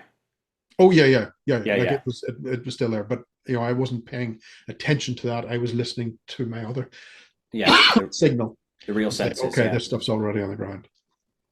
Amazing. Well, speaking of doorways, Project Doorway, I think we're going to enter a different doorway now into the Koit Zone. Koit Zone! Now, in the Koit Zone, I will ask you just inane and crap questions. Give whatever answer you deem this is going to appropriate. throw me. What's your favourite song? Oh, Happy from Pharrell Williams. Oh, that recent song, yeah. Absolutely love it. Keeps me perked. Fair play. I would never have guessed that you'd have gone for a recent song. I'd have thought you'd have gone for an 80s song. I love a lot of the genres except heavy metal. What do they call it? I can't remember the name of it. Thrash. Yeah. No, I don't. I can't do that. I can't. No, it's just not for me. I love opera. I love classical. I love all that stuff. But no, the one that really sticks for me is Pharrell Williams because it does exactly that. It makes me happy. That's a win. Then we'll take that one. What is your best ever food creation? Oh, I would have to say my chicken pie. It's definitely the best. And can I ask you, your chicken meat, is it just breast meat or is it a mixture across the whole bird? Well, it depends. I would use the thigh sometimes and the legs. That's cheeky. And sometimes I'll use the breast meat. It really depends what's in the freezer at the time. That's right. And whose house you're in. More important.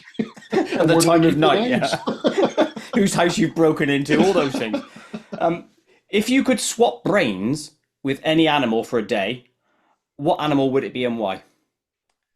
My little dog, Mina. Okay, now would you choose to be her brain in your body or your brain in her body? My brain in her body. Okay. I would like to know what she sees in the world and how she sees in the world. And hopefully she wouldn't destroy my body. Scratching at things, yeah. Trying to lick various areas of your own body. Yeah. Right, now a rather dark question. If you were to end up in a meal for someone, how would you like to be prepared, cooked and delivered? Presented and all that?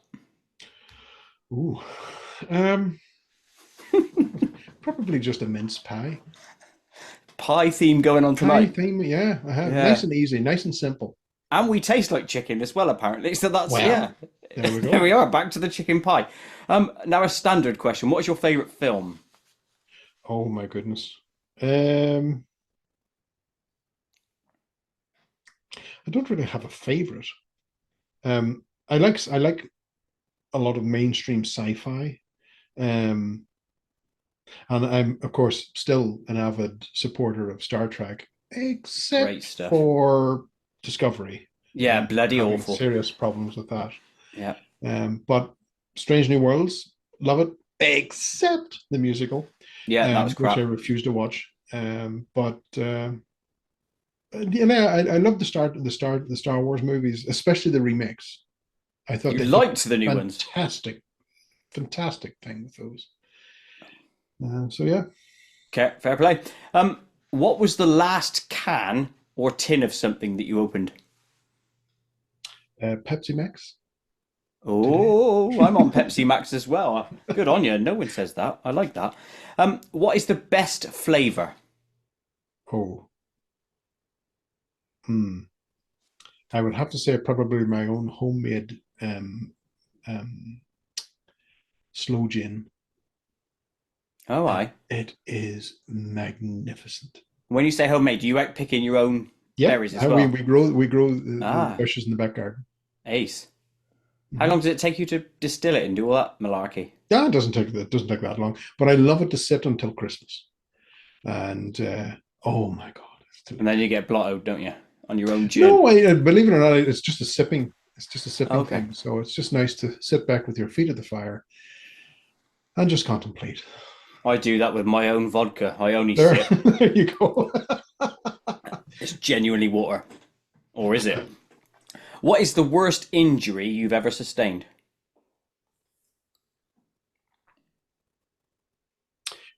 Probably to my right knee.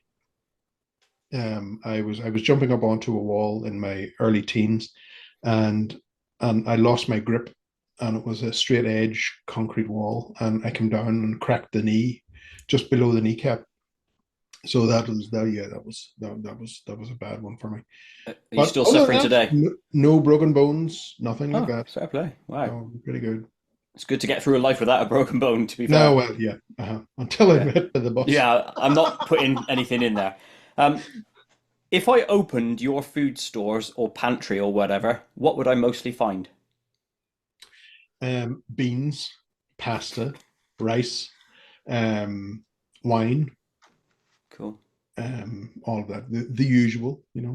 Any biscuit Preserves. tins with money? I'm just looking to come out later on. I wish. I wish. I think they're long gone. Right, okay. Is the last one, I think. Can you tell us a story of your worst ever traveling experience? So the journey itself, not the destination. Oh, the journey. Yeah. Well, yes, there was one that does spring to mind, and I was down in Sydney, Australia, and I was flying home, and the crew had all gone at that stage, so I was left in the airport on my own. And lo and behold, I found out when I went to the check-in desk, British Airways, that they had sold the ticket to Qantas. Now, I had arrived down with two bags, one with cameras in it, and the other with my clothes for the month. And I was heading home, and I had to cross the airport to go to Qantas. And when I got to Qantas, it says, "Okay, Mr. Fitzgerald, you're only allowed one bag, and the other one will cost you $2,000." Whoa! And I said, that case has got all my cameras in it. It has to come. Well, it'll cost you $2,000. And I says, look, I came down here with two cases. Now you're telling me I can only go home with one unless I pay $2,000. And I was absolutely livid. I hated what had happened. And I of course then there was this whole thing erupted between the guys in the office in Los Angeles who was trying to rectify things, and ended up with me being upgraded to premium economy instead of the kettle class that was usually put in. And then they sold the ticket back to British Airways. So I went back, and British Airways then signed me in, and of course, and I was able to get the two bags back. But I think between that age, being out in a country where you're left on your own, and then suddenly there's someone standing, you need to pay us. I thought it was a horrific thing to do. I've had other experiences where they've been much worse when we arrived at location and stuff like that. But yeah, that was one of those ones that really stands out. But it sounds bloody awful. I hate to have been in that position. That's Mm-hmm. not a cheap amount of money either. It was like 2,000 Oh, it Australians, certainly, about a certainly grand, was isn't it? not. But I have to say, it did work out because I ended up, I said to British Airways, tell me just out of curiosity, now that I've been upgraded to premium economy, how much would it be to upgrade to business class for the 23 hours to fly back? And I said, well, Mr. Fitzgerald, it'll cost you 2,000. Sold! And I paid the 2,000 Did you really? to come back business class. Yeah. Did you sleep? I slept. Yes, I never interacted with anyone the entire flight. I was in a cubicle. That was it. just me Right. and my space. Did you eat your Uh, peanuts? Did they give you peanuts? I don't recall peanuts. I don't think there are peanuts now on a flight because apparently we can kill some people. Oh yeah, that's Um, true. They can. so Yeah, wow, I've never done first class, but premium economy is nice on its own anyway. But yeah, I it would is. like to It do is. the lying down thing. That would be Oh amazing. yeah. That's really the biscuit there. Yeah. 23 hours though, sod that for a flight. Literally, I ain't doing that. Okay, two final questions and then we Sure. will wrap up. So, first off, what else do you like to do in your downtime besides photography? Any activities or guilty pleasures? I'm a grandfather now, and I absolutely adore and live for my granddaughter. So that's my passion, and of course my wife is there as well, and the family. So that to me is very very important. So life, we can do many things and lose that opportunity to have the sense of love from a young child that we forget as we grow older. So it's nice. It's not. It's in fact it's beautiful to be able to experience that. Mm. I've never had that because I don't have kids, but I can understand the concept. Mhm, mhm, Can I mhm. ask you a question? Is it a different love Oh, to oh yes, what you experience? Yeah. yeah, very, very much so. Um, and also the added bonus that you can hand them back after the day. That's the best part, isn't it? You know, initially when you said, and now I'm a grandfather, I thought you were going to say a clock. Now I'm a grandfather. I just thought, I know that's weird, but that's where I thought you were going. Um, the last question. Sure. Upcoming projects in your future. What are you currently working on? Now we know about your book. Is there anything else in the Yes. works? We are developing, of course, the new business. It's went through company house and everything else, and it's uh, awakening events with Steve Mira, and Carmela's in there as well. Beautiful lady from Spain, and this is going to revolutionize everything and simplify it under one umbrella. So not only will there be one of the largest um, um, online paranormal magazines that will be dispersed to all the different areas around the planet, there will also be this opportunity for people to join us on the expeditions. The new work will be, of course, shared. There's the UATC training courses that will be in there as well, all in house. And so all that's being developed and is coming forward because we want to share. You see, there is this aspect in which we have this huge amount of information, but we have a lack of people who is coming behind us to give it to. So we want to be able to put it into formats in which is easily processed and everything else and remembered, Mm. and so that's something that we can pass on. Look, we can't live forever, and my beard is going grey, and I'm starting to look more like someone from Planet of the Apes, and it's something that in the later years you become very cognizant of, and we need to pass it on, and we want to pass it on, and by no means are we out to break any banks or anything. That's the last thing we want to do, but we want to be able to share it with folks and have it recognized for us. I agree. Knowledge is the true currency, Yeah. or at least Uh-huh. one of them. You know, Yeah. Yeah. connection Yeah. and love, I suppose, is the other. But Mhm. knowledge should never be lost if we can avoid that. Yeah. Barry, I want to say thank you ever so much for your time. Of all my interviews, this is one that sits high up there amongst ones that's intrigued me the most. Well, thank So, you. so I thank really you do for that. appreciate that, Paul. I really do appreciate it. Thank you. No worries. And I will say to everyone watching and or listening, check out the descriptions to the video and or the podcast, and you will see links to Barry's socials and or sites, etc. Barry, thank you ever so much for your time.